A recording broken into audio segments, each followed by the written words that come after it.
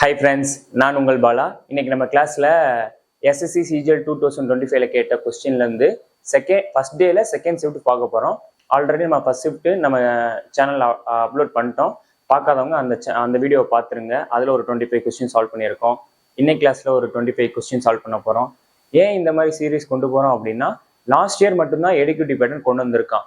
So நம்ம என்ன பண்ணணும் அப்படின்னா, லாஸ்ட் இயரில் கேட்ட சிஜிஎல், சிஹெச்எல், எம்டிஎஸ், சிபிஓ இதுல இருக்கிற எல்லா மேக்ஸ் கொஸ்டின் பேப்பரையும் நம்ம எடுத்து சால்வ் பண்ணிட்டு போனோம் அப்படின்னா இந்த வருஷம் எஸ்எஸ்சி எக்ஸாமுக்கு ரொம்ப யூஸ்ஃபுல்லா இருக்கும். அப்பதான் அவன் எந்த மாதிரி பேட்டர்ல கேட்டிருக்கான் அப்படின்னு சொல்லிட்டு நமக்கு ஒரு ஐடியா கிடைக்கும். ஸோ அதனாலதான் இந்த சீரீஸ் கொண்டு போய்கிட்டு இருக்கோம் சைட் பை சைடு. தொடர்ந்து 25 சமயம் பாருங்க. உங்க ஃப்ரெண்ட்ஸ் யாராச்சும் எஸ்எஸ்சியோ ரயில்வேஸோ படிச்சாங்க அப்படின்னா இந்த வீடியோ ஷேர் பண்ணி விடுங்க, ரொம்ப யூஸ்ஃபுல்லா இருக்கும். ஃபர்ஸ்ட் சம் பார்க்கலாம். ஃபர்ஸ்ட் சம் பாருங்க. Let X equal to √3 + 5 and √3 + √5 and y equal to √8 + √2 which is greater. அதாவது எக்ஸுக்கு ஒரு வேல்யூ கொடுத்துட்டான், ஒய்க்கு ஒரு வேல்யூ கொடுத்துட்டான். அதுல எக்ஸ் பெருசா ஒய் பெருசா தான் கேட்கறான். √3 + √5 எக்ஸோட வேல்யூ, ஒய்யோட வேல்யூ என்ன √8 + √2. இதுல எது பெருசுன்னு கேட்டிருக்கான். இதுக்கு வேல்யூ போட்டு சப்ஸ்டிட் பண்ணலாம். √3க்கான வேல்யூ, √5க்கான வேல்யூ, இங்க 4 × 2ன்னு பிரிச்சு 4 வெளியே எடுக்கலாம். இப்படியும் சப்ஸ்டிட் பண்ணலாம். ஆனா அதை விட ஈஸியா நான் ஒரு மெத்தட் சொல்றேன், அதை பாருங்க. இப்போ நான் ரெண்டு சைடுமே ஸ்கொயர் பண்ணிக்கிறேன். ஏன்னா நம்ம ஈக்குவல்ட்டுக்கு இந்த சைடு என்ன பண்ணாலும் இந்த சைடு பண்ணோம்னா அது சேம் தான், என்னன்னாலும் பண்ணிக்கலாம். அதாவது ஈக்குவல்ட்டுக்கு நம்ம ஏதாச்சும் பண்ணோம் அப்படின்னா அந்த சைடு பண்ணணும். ஸோ நான் ஸ்கொயரும் இந்த சைடு எடுத்திருக்கேன். இப்போ எக்ஸ் ஸ்கொயரோட வேல்யூ என்ன, இதை வந்துட்டு இது எந்த ஃபார்மேட்ல இருக்கு, a + b ஹோல் ஸ்கொயர் அந்த ஃபார்மேட்ல தானே இருக்கு. ஸோ அந்த மாதிரி பண்ணுங்க. இதுக்கான ஃபார்முலா தெரியும்ல, a² + b² + 2ab இதான அந்த ஃபார்முலா. ஸோ இந்த ஃபார்முலா படி இந்த வேல்யூ வந்து சப்ஸ்டியூட் பண்ணுவோம். இப்போ பாருங்களேன், ஏ இருக்கிற இடத்துல என்ன இருக்கு √3. இப்போ √3² என்ன, √3 × √3 அதானே, அப்ப 3 + √5 சப்ஸ்டியூட் பண்ணோம்னா 5 + 2 × √3 × √5 அப்ப என்ன வரும், 2 × √15 தானே வரும். கரெக்ட் தானே. நெக்ஸ்ட் x² வேல்யூ என்ன 8 + 2√15 இதானே. நெக்ஸ்ட் இங்க வாங்க, இதை அப்படியே ஸ்கொயர் பண்ணுவோமா, இங்க ஒரு ஸ்கொயர். ஸோ ரைட் ஹேண்ட் சைட்லயும் ஸ்கொயர். y² வேல்யூ என்ன, இதுவும் அதே a + b ஹோல் ஸ்கொயர் ஃபார்முலேட்ல தான் இருக்கு. ஸோ 8 + 2 + 2 √16 தானே. ஏன்னா 2ab 2 இங்க போட்டேன், ab 8 × √8 × √2 = √16. இப்படிதான் சால்வ் பண்ணுவோம். நெக்ஸ்ட் பாருங்க, இது 10 + 2 × √16 வேல்யூ என்ன 4. ஸோ 10 + 8 அப்ப 18 y² வேல்யூ. இப்போ பாருங்களேன், இப்போ நம்ம இந்த இடத்துல வந்து எக்ஸ் பெருசா ஒய் பெருசா நம்ம சொல்லிடலாம். இப்போ ஃபார் எக்ஸாம்பிள், இப்போ நான் இந்த இடத்துல வந்துட்டு இது வந்து 2 இருக்கு, இது 3 இருக்கு. இதுல எந்த வேல்யூ பெருசு, 3 தானே பெருசு. இப்போ அகைன் இதை வந்து நான் ஸ்கொயர் பண்றேன் 4, அகைன் இதே ஸ்கொயர் பண்றேன் 9. அப்ப எப்படி பார்த்தாலும் இதை ஸ்கொயர் பண்ணாலும் இந்த வேல்யூ தான் பெருசு, இது ஸ்மால் தான். அந்த மாதிரி தான் இப்போ எக்ஸை விட ஒய் பெருசா இருந்துச்சு அப்படின்னா ஒய்யோட ஸ்கொயரும் x² பெருசா இருக்கும். அதுதான் இங்க மீனிங் அப்படின்னு நான் சொல்ல வரேன். இப்போ x² வேல்யூ என்னன்னு பார்ப்போம். 8 இருக்கு இங்க. இப்ப இதுக்கு பதில அந்த √15க்கு பதில இங்க √16 இருக்குன்னே வச்சுக்கோங்க. √16 வெளியே எடுத்தானா என்னது, ரூட்டை விட்டு வெளியே எடுத்தானா 4. ஸோ 2 × 4 எவ்வளோ 8. அப்போ அப்படி பண்ணாலுமே 8 + 8 தான் வருது. ஸோ என்ன வருது 16 தான் வருது. ஆனா இங்க பாருங்க 18 வருது. சோ y தான் பெருசு. அப்போ ஆப்ஷன் வந்து என்னது, ஆப்ஷன் சி இதான் ஆன்சர். நெக்ஸ்ட் வந்து செகண்ட் கொஸ்டின் பார்ப்போம். செகண்ட் கொஸ்டின் என்ன கேட்டிருக்கான்னு பாருங்க. the number of red, blue and green marbles in a bag is in the ratio 3:4:6 கொடுத்துட்டான். அதாவது ஒரு பேக் இருக்கு, அந்த பேக்ல red colour, blue colour, green colour marbles இருக்கு. Red colour, blue colour, green colour marbles இருக்கு. அது எந்த ரேஷியோல இருக்கு, 3:4:6. இது ரேஷியோல தான் இருக்கு. ஸோ நான் என்ன பண்றேன், எக்ஸை மல்டிப்ளை பண்ணிக்கிறேன். இப்படி வச்சுக்கலாம்ல. நெக்ஸ்ட் பாருங்க, if 20 red marbles and 15 blue marbles and unknown number of green marbles are added to the bag, the ratio of red, blue and green marbles becomes 4:5:7. determine the number of green marbles added. அதாவது red மார்பிள்ஸ்ல கொஞ்சம் add பண்றான். எவ்வளவு add பண்றான், 20 red marbles. அதே மாதிரி blue மார்பிள்ஸ்ல add பண்றான். எவ்வளவு add பண்றான், 15 நம்பர் ஆஃப் மார்பிள்ஸ் ஆட் பண்றான். கிரீன் மார்பிள்ஸ்ல அன்னோன் நம்பரும் கொடுத்துட்டான், அதே தான் கேட்குறான். இங்க எவ்வளோ ஆட் பண்ணாங்க அதை தான் கேட்குறான். ஸோ நான் என்ன பண்றேன், இதுதான் ஆன்சர். ஸோ ஏன்னு வச்சுக்கிறேன். நெக்ஸ்ட் பாருங்க, இப்படிலாம் ஆட் பண்ணனால ரேஷியோ சேஞ்ச் ஆயிடுச்சு. எவ்வளோ சேஞ்ச் ஆயிடுச்சு? 4:5:7 அப்படின்னு வந்துருச்சு. இதான அவன் கேட்டிருக்க கொஸ்டின். இதை நம்ம இப்படி எடுத்து எழுதிட்டோம். இப்படி எடுத்து எழுதிட்டா ரொம்ப ஈஸி. நெக்ஸ்ட் எப்படி ஃபர்தரா சிம்பிளிஃபை பண்ணலான்னு பார்க்கலாம். நமக்கு தேவை இந்த ஏ தான் தேவை. ஃபர்ஸ்ட் நான் என்ன பண்றேன், இது ரெண்டை ரிலேட் பண்றேன். அதாவது இதை நான் எடுத்து எழுதிக்கிறேன். 3x plus 20 equal to 4. Next 4x plus 15 equal to இங்க 5. நல்லா பாருங்க, 3x plus 20 இதுல 20 ஆட் பண்ணா 4ன்ற ரேஷியோ வரும். 3x plus 20 equal to 4 நான் எடுத்து எழுதிக்கிட்டேன். அதே மாதிரி தான் 4x plus 15, அதாவது ப்ளூ கலர் மார்பிள்ஸ்ல 4xன்றது ஆல்ரெடி இருக்கு, அதுல 15 ஆட் பண்ணா 5ன்ற ரேஷியோ வருது. அதை நான் இப்படி எடுத்து எழுதிக்கிட்டேன். இப்ப பாருங்களேன், இது ரெண்டையும் ஈக்குவேட் பண்ணுவோமா, அதாவது கிராஸ் மல்டிப்ளிகேஷன் பண்ணுவோம், இதை கிராஸ் மல்டிப்ளிகேஷன் பண்ணுவோம். இப்போ 5 into 3x எவ்வளோ? 15x பிளஸ் 5 into 20 எவ்வளோ? 100 ஈக்குவல் டு 4 into 4x எவ்வளோ? 16x பிளஸ் 4 into 15 எவ்வளோ? 60 தானே. இப்போ பாருங்க, இந்த 15x அந்த சைடு கொண்டு போயிருவோம், 60 இந்த சைடு கொண்டு வந்துருவோமா? அப்படிதானே. 60 இந்த சைடு கொண்டு வந்தா எவ்வளவு வரும்? 40 வரும். 15 அங்கிட்டு போனா x, ஏன்னா 16x minus 15x வரும். ஸோ x, அப்ப x equal to 40. இப்போ நமக்கு இந்த எக்ஸுக்கான வேல்யூ கிடைச்சிருச்சு. என்னது? 40. இப்போ பாருங்களேன், இப்போ நமக்கு இந்த ஏன்றதான் தேவை. இப்போ நான் என்ன பண்றேன், இது ரெண்டையும் சிம்பிளிஃபை பண்றேன். இது ரெண்டையும் சிம்பிளிஃபை பண்ணுவோமா? இங்க டிஸ்பிளே ஆகுதுல, நான் இங்க வச்சுக்கிறேன், ஏன்னா அங்க வந்து கொஸ்டின் டிஸ்பிளே ஆகும். ஸோ நான் இங்க வச்சுக்கிறேன். 4x plus 15 equal to 5.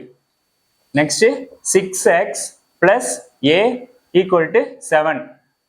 இப்போ இது ரெண்டையும் சிம்பிளிஃபை பண்ண போறோம். So 4x plus 15 equal to 5, 6x plus a equal to 7. இப்படி நம்ம எடுத்து எழுதிக்கிட்டோம். இப்போ நமக்கு இங்க எக்ஸுக்கான வேல்யூ தெரியல. எக்ஸுக்கான வேல்யூ என்ன? 40. ஸோ இங்க 40 சப்ஸ்டியூட் பண்ணுவோம், இங்கேயும் 40 சப்ஸ்டியூட் பண்ணுவோம். இப்போ பாருங்களேன், இத 4 into 40 எவ்வளோ? 160. 160 plus 15 equal to 5. நெக்ஸ்ட் இங்க 40 into 6 எவ்வளோ? 240. 240 plus a equal to 7. இப்போ பாருங்க, இது ரெண்டையும் ஆட் பண்ணுவோமா? எவ்வளோ? 175 equal to 240 plus a equal to 5 divided by 7. இப்போ இந்த 5ஐயும் இந்த 175 கேன்சல் பண்ணுவோமா? 3 5s are 15, remaining 2 5. இப்போ இந்த 7 இந்த சைடு மல்டிப்ளை பண்ணுவோமா? அப்ப 7 into 35 எவ்வளோ? 35 3 245. 245 தான். இப்போ இதை வந்து இங்க மேல கொண்டு போயிருவோமா? ஏன்னா கீழே வந்து டிவைட்ல இருக்கறனால. So 240 plus a. நல்லா கவனிங்க, இந்த 7ஐயும் 35ஐயும் மல்டிப்ளை பண்ணிக்கிட்டேன். ஏன்னா இது இப்படி கிராஸ் மல்டிப்ளிகேஷன் பண்ணுவோம், இதை இங்கே மல்டிப்ளை பண்ணுவோம். இங்க எதுவுமே இல்லை. So 1 into 240 plus a 240 plus a தான். இந்த 7ஐயும் 35 மல்டிப்ளை பண்ணா 245 கிடைச்சிருச்சு. நமக்கு தேவை இந்த a தான் தேவை. ஸோ இந்த 240 லெஃப்ட் சைடு கொண்டு போனோம்னா என்ன வரும்? 5 தானே வரும். ஏன்னா 245 minus 240 equal to a தானே. ஸோ a equal to 5 தான். இந்த கொஸ்டினுக்கான ஆன்சர் 5. 5 ஆட் பண்றான். கிரீன் மார்பிள்ஸ்ல 5 ஆட் பண்றான். வந்து தேர்ட் கொஸ்டின் பார்ப்போம். தேர்ட் கொஸ்டின் என்ன கொடுத்துட்டான்? எவால்வேட் த கண்டினியூட் ஃபிராக்ஷன்.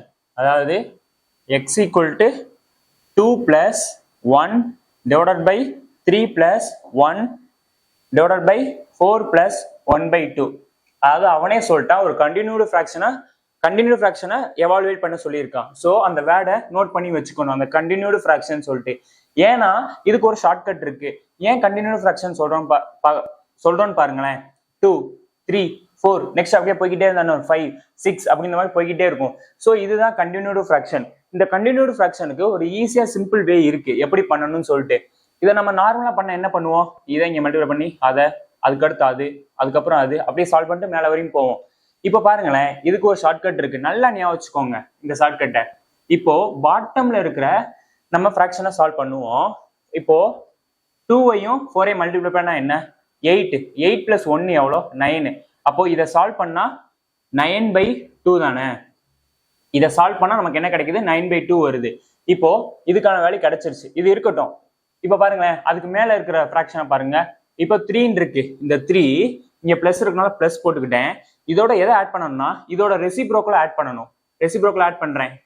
இப்போ பாருங்க, இதை மல்டிப்ளை பண்றேன். 9 × 3 எவ்வளோ 27. 27 + 2 எவ்வளோ 29 டிவைடட் பை 9. இப்போ இந்த மொத்தத்துக்கானது நமக்கு இதுதான் 29 டிவைடட் பை 9. இது ஒரு பக்கம் இருக்கட்டும். அதுக்கு மேல என்ன இருக்கு 2 இருக்கு. இப்போ இந்த 2 நான் இங்க வச்சுக்கிறேன். பிளஸ் இப்போ இந்த மொத்த இதுக்கான ஆன்சர் நமக்கு கிடைச்சிருச்சா? அதாவது ஆன்சர்னா இதுக்கான ஃபிராக்ஷன் கிடைச்சிருச்சு 29 டிவைடட் பை 9. இதை ரெசிப்ரோக்கல் பண்ணணும். இப்போ பாருங்க, இதை மல்டிப்ளை பண்ணுவோமா? 29 × 2 எவ்வளோ 58. 58 + 9 எவ்வளோ 67. 67/29. இதுக்கு மேல ஏதாச்சும் இருக்கா? எதுவும் இல்லை. அப்ப இந்த கொஸ்டினுக்கான ஆன்சர் 67/29. புரியுது தானே? ஃபர்ஸ்ட் வந்து கண்டினியூ ஃபிராக்ஷன்னாலே நான் பாட்டம்ல இருக்கிற மிக்ஸ்டு ஃபிராக்ஷனை எடுத்துக்கிறேன், அதை சால்வ் பண்ணிக்கிறேன். அதோட வேல்யூ 9/2. அதுக்கு மேல பாக்குறேன் 3. அந்த 3ல ஆட் பண்றேன். எதை ஆட் பண்றேன்னா இதோட ரெசிப்ரோக்கலை ஆட் பண்ணா நமக்கு இந்த மாதிரி வேல்யூ கிடைச்சிருது. நெக்ஸ்ட் அதுக்கு மேல இருக்கிறத பாக்குறேன் 2. அந்த 2ல எதை ஆட் பண்றேன்? இதோட ரெசிப்ரோக்கலை ஆட் பண்றேன் 9 டிவைடட் பை 29. இதை ஈக்குவேஷன் பண்ணா 67/29. இதுக்கு மேல 1 இருந்துச்சுன்னா அந்த 1 பிளஸ் இதோட ரெசிப்ரோக்கல் 29 67 அந்த மாதிரி நான் சால்வ் பண்ணியிருக்கணும். ஆனா அதுக்கு மேல எதுவுமே கொடுக்கல. ஸோ இந்த கொஸ்டினுக்கான ஆன்சர் வந்து 67 டிவைடட் பை 29 தான். வந்து 4th சம் பார்ப்போம். நான் லாஸ்ட் சம் வந்து சொன்னேன்ல, அது கண்டினியூடு ஃபிராக்ஷனா இருந்தால் மட்டும்தான் அந்த மெத்தடு, அதாவது ரெசிப்ரோக்கல் ஆட் பண்றது. மற்றபடி வேற மாதிரி கேட்டா அதை வேற மாதிரியே தான் அப்ரோச் பண்ணணும். அதுல எந்த கன்ஃபியூஷன் இல்லைல்ல. ஓகே, இப்போ 4th சம் பாருங்க. இது வந்து பார்ட்னர்ஷிப்ல இருந்து கேட்டிருக்காங்க. A and B invest ₹40,000 and 60,000 respectively in a business. What is A share in a profit of ₹50,000? அதாவது பார்ட்னர்ஷிப்னாலே நமக்கு ஒரு ஃபார்முலா டக்குன்னு ஞாபகம் வரணும். அந்த ஃபார்முலா என்னன்னா profit equal to capital into time. கேபிட்டல்னாலும் சரி இன்வெஸ்ட்மெண்ட்னாலும் சரி ரெண்டும் சேம் தான். இன்வெஸ்ட்மெண்ட் அப்படின்னாலும் சேம் தான். நான் யாருன்னு போட்டுக்கிறேன். இதுதான் ஃபார்முலா நம்ம பார்ட்னர்ஷிப் சால்வ் பண்ணணும்னா. இப்போ ஏ அண்ட் பி வந்து ஒரு பிசினஸ் பண்றாங்க. அந்த பிசினஸ்ல ஏ வந்து ஒரு இன்வெஸ்ட்மெண்ட் பண்றாரு, அது எவ்வளோ ₹40,000. பி வந்து இன்வெஸ்ட்மெண்ட் பண்றாரு, அது எவ்வளோ ₹60,000. பாருங்களேன், இன்வெஸ்ட்மெண்ட் ஏ பி. ஏவோட இன்வெஸ்ட்மெண்ட் என்ன ₹40,000. பியோட இன்வெஸ்ட்மெண்ட் என்ன ₹60,000. நெக்ஸ்ட் என்ன கொடுத்துருக்கான், என்ன கேட்டிருக்கான்? What is a share in a profit of ₹50,000. இந்த பிசினஸ் நடக்குது. இந்த பிசினஸ்ல வந்துட்டு டைம் அவன் மென்ஷன் பண்ணல. ஸோ டைம் கான்ஸ்டன்ட் தான். டைம் கான்ஸ்டன்ட்னா நம்மளாம் ஒன்று எடுத்துக்கணும். சேமா இங்க 1 இயர், இங்க 1 இயர். ஏன் 1 இயர் 1 இயர் எடுத்திருக்கேன்? அவன் டைம் எதுவுமே மென்ஷன் பண்ணல. ஸோ வந்து டைம் வந்து ஏதோ ஒரு டைம்ல தான். ஸோ நான் 1 இயர் 1 இயர்னு எடுத்துக்கிறேன். ஒரே ஒரு வருஷம் இருக்கு. இப்போ வந்து 2026. இந்த 2026ல நானும் என் ஃப்ரெண்டும் இன்வெஸ்ட்மெண்ட் பண்றோம். ஆனா டைமிங் மென்ஷன் பண்ணல அப்படின்னா 1 இயர் அப்படின்னு சொல்லிட்டு நம்ம வச்சுக்கணும் டைம் கான்ஸ்டன்ட்னால. இப்போ அவன் என்ன கேட்கறான், ஏவோட ப்ராஃபிட் கேட்கறான், அதாவது ஏக்கான ஷேர் தான் கேட்கறான். ஆனா உங்களுக்கு ஓவரால் அந்த பிசினஸ் பண்றதுனால எவ்வளவு ப்ராஃபிட்? ₹55,000. 55K தான் ஓவரால் ப்ராஃபிட். அதுல ஏக்கு எவ்வளவு ஷேர் அப்படின்னு தான் கேட்கறான். ரிமைனிங் வந்து பிக்கான ஷேரா இருக்கும். இப்ப பாருங்களேன், நமக்கு ப்ராஃபிட் ரேஷியோ வேணும், அதாவது ப்ராஃபிட் வேணும். ப்ராஃபிட் வேணா நம்ம என்ன பண்ணுவோம், இன்வெஸ்ட்மெண்ட்டையும் டைமையும் மல்டிப்ளை பண்ணணும். இப்ப நமக்கு இன்வெஸ்ட்மெண்ட்டும் தெரியும், டைமும் தெரியும். ஸோ இது ரெண்டையும் மல்டிப்ளை பண்ணுவோமா? இது ரெண்டையும் மல்டிப்ளை பண்ணா ஏக்கான ப்ராஃபிட் கிடைக்கும். இது ரெண்டையும் மல்டிப்ளை பண்ணா பிக்கான ப்ராஃபிட் கிடைக்கும். நான் என்ன பண்றேன், இதை ரேஷியோல வச்சுக்கிறேன். 40 இங்க 40 கேன்சல் ஆயிரும். இதை 2ஆல கேன்சல் பண்ணுவோமா? 2. இதை 2ஆல கேன்சல் பண்ணா 3. இப்போ பாருங்களேன், 2 × 1 எவ்வளோ? 2 ரேஷியோ. 3 × 1 எவ்வளோ? 3 ரேஷியோ. அப்போ இந்த ரெண்டு தான் ஏக்கான பிக்கான ப்ராஃபிட் ரேஷியோ. இப்போ இது ரெண்டையும் ஆட் பண்ணுவோமா? எவ்வளோ? 5. அப்போ இந்த 5 தான் என்னது? 55,000. 55,000. அவன் என்ன கேட்கறான்? ஏக்கான ப்ராஃபிட் ரேஷியோ தானே கேட்கறான், அதாவது ஏக்கான ஷேர் தான் கேட்கறான். ஏக்கான ஷேர் ரேஷியோ என்ன? 2. கேன்சல் பண்ணுவோமா? 11,000 × 2 எவ்வளோ? கரெக்ட் தானே? 11,000 × 2 22,000. ஆப்ஷன்ல இருக்கா? இல்லையே. அதாவது 50,000. சாரி, நான் 55,000 போட்டேன். அதாவது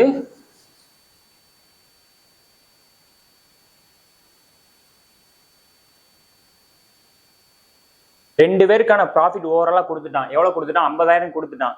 அதுல ஏக்கான ஷேர் தான் கேட்கறான். நமக்கு ஏக்கும் பிக்கான ப்ராஃபிட் ரேஷியோ தெரியும், 2ம் 3ம். ஸோ இது ரெண்டும் ஆட் பண்ணாதான் அந்த 50,000. அவன் என்ன கேட்கறான்? ஏக்கான ஷேர் தான் கேட்கறான். ஸோ 2. இப்போ 5ஐயும் 50,000 கேன்சல் பண்ணா 10,000. இப்போ 10,000 into 2 எவ்வளோ? 20,000. இந்த 20,000 ஆப்ஷன்ல இருக்குல்ல, ஆப்ஷன் பி, இதுதான் ஆன்சர். ஏக்கான ஷேர் வந்து 20,000 அப்படின்னா பிக்கான ஷேர் என்னவா இருக்கும்? 50,000த்துல 20,000 போச்சுன்னா 30,000. அந்த 30,000 தான் பிக்கான ப்ராஃபிட். இதுல எந்த டவுட் இல்லைல்ல? இந்த ஃபார்முலா தான் ரொம்ப முக்கியம். Profit equal to capital into time or investment into time. அதாவது கேபிட்டல்னாலும் இன்வெஸ்ட்மெண்ட்னாலும் சேம் தான். ஒரு பிசினஸ்ல இன்வெஸ்ட்மெண்ட் பண்ற அமௌண்ட்டை இன்வெஸ்ட்மெண்ட்னு சொல்லலாம், இல்ல கேபிட்டல்னு சொல்லலாம். அவ்வளவுதான். Fourth question. ஃபிஃப்த் கொஸ்டின் பார்ப்போம். ஃபிஃப்த் கொஸ்டினும் பார்ட்னர்ஷிப் தான். அப்ப இதுல இருந்து என்ன தெரியுது? பார்ட்னர்ஷிப்ல இருந்து 2 கொஸ்டின் வருதுன்னு தெரியுது. பார்ட்னர்ஷிப் வெயிட்டேஜ் அதிகம். ஏன்னா 25 கொஸ்டின்ல 2 கொஸ்டின் வந்து பார்ட்னர்ஷிப்ல வருதுன்னா பார்ட்னர்ஷிப் நல்லா பார்த்து வச்சுக்கணும். அதுக்கு தான் நம்ம கிளாஸ்ல நம்ம சேனல்ல வந்து பெஸ்ட் பார்ட்னர்ஷிப் 10 கொஸ்டின் வந்து போட்டிருக்கோம். அதை பார்க்காதவங்க பார்த்துருங்க, ரொம்ப யூஸ்ஃபுல்லா இருக்கும். A and B contribute to a business investment in the ratio 3:5. ஒரு பிசினஸ்ல ஏவும் பியும் இருக்காங்க. அவங்களோட இன்வெஸ்ட்மெண்ட் ரேஷியோ இங்க கொடுத்துட்டாங்க. எவ்வளவு கொடுத்துருக்காங்க? 3:5 கொடுத்துட்டாங்க. நெக்ஸ்ட் பாருங்க, they earn a profit of rupees 64,000. A is a working partner and receives 10% of the profit extra. What is A's total share? அதாவது இந்த பிசினஸ் மூலியமா ஓவராலா வந்து இவங்க 2 பேருக்கு எவ்வளவு ப்ராஃபிட் கிடைக்குது? 64,000 கிடைக்குதுப்பா. இந்த பிசினஸ் மூலியமா ப்ராஃபிட் மட்டும் 64,000 கிடைக்குது. நெக்ஸ்ட் அவன் என்ன சொல்லியிருக்கான்? A is a working partner and receives 10% of the profit extra. இந்த ஓவரால் ப்ராஃபிட்ல அவன் என்ன சொல்லியிருக்கான் அப்படின்னா 10% ப்ராஃபிட் வந்து ஏக்கு எக்ஸ்ட்ரா போகுது. ஏன்னா ஏ வந்து இங்க ஒர்க்கிங் பார்ட்னர். ஒர்க்கிங் பார்ட்னர்னா எக்ஸ்ட்ரா ஒரு வேலை செய்யறாங்கன்னு அர்த்தம். அந்த எக்ஸ்ட்ரா ஒரு வேலை செய்யறதுனால அந்த ப்ராஃபிட்ல 10% எக்ஸ்ட்ரா. ஸோ ஓவராலா இந்த பிசினஸ்ல 64,000 ப்ராஃபிட்னு சொல்லி கொடுத்துட்டான். இப்போ இந்த 64,000த்துல ஏக்கான ஒர்க்கிங் பார்ட்னர் எக்ஸ்ட்ரா ப்ராஃபிட்டும் இருக்கும். நெக்ஸ்ட் வந்து இவங்க அந்த பிசினஸ்ல இன்வெஸ்ட்மெண்ட் பண்றதுனால கிடைக்கிற ப்ராஃபிட் இருக்கும்ல, அந்த இவங்க 2 பேத்துக்கான ப்ராஃபிட்டும் இதுலதான் இருக்கும். ஸோ நான் என்ன பண்றேன் அப்படின்னா இந்த 64,000த்துல ஏக்கான எக்ஸ்ட்ரா ப்ராஃபிட் இருக்கும்ல, அதான் அந்த 10%, அதை நான் எடுத்து எழுதிக்கிறேன். இப்போ இதை நான் வந்து 100%ன்னு சொல்லிட்டு வச்சுக்கிறேன். அப்போ நமக்கு தேவை 10% தான் தேவை. ஸோ நான் என்ன பண்றேன்? 100% 64,000. அப்போ 10%னா எவ்வளோ? 6,400 தானே. ஏன்னா இந்த ஜீரோ கேன்சல் பண்ணிட்டோம்னா இங்க வெறும் 10% இருக்கும், இங்க 6,400 தான் இருக்கும். ஸோ நான் எடுத்து எழுதிட்டேன். இப்போ இந்த 64,000த்துல 6,400ன்றது ஏக்கான எக்ஸ்ட்ரா ப்ராஃபிட் அந்த ஒர்க்கிங் பார்ட்னர்னால. ஸோ இந்த 64,000த்துல 6,400 மைனஸ் பண்ணிடுறேன். மைனஸ் பண்ணா எவ்வளோ? 57,600.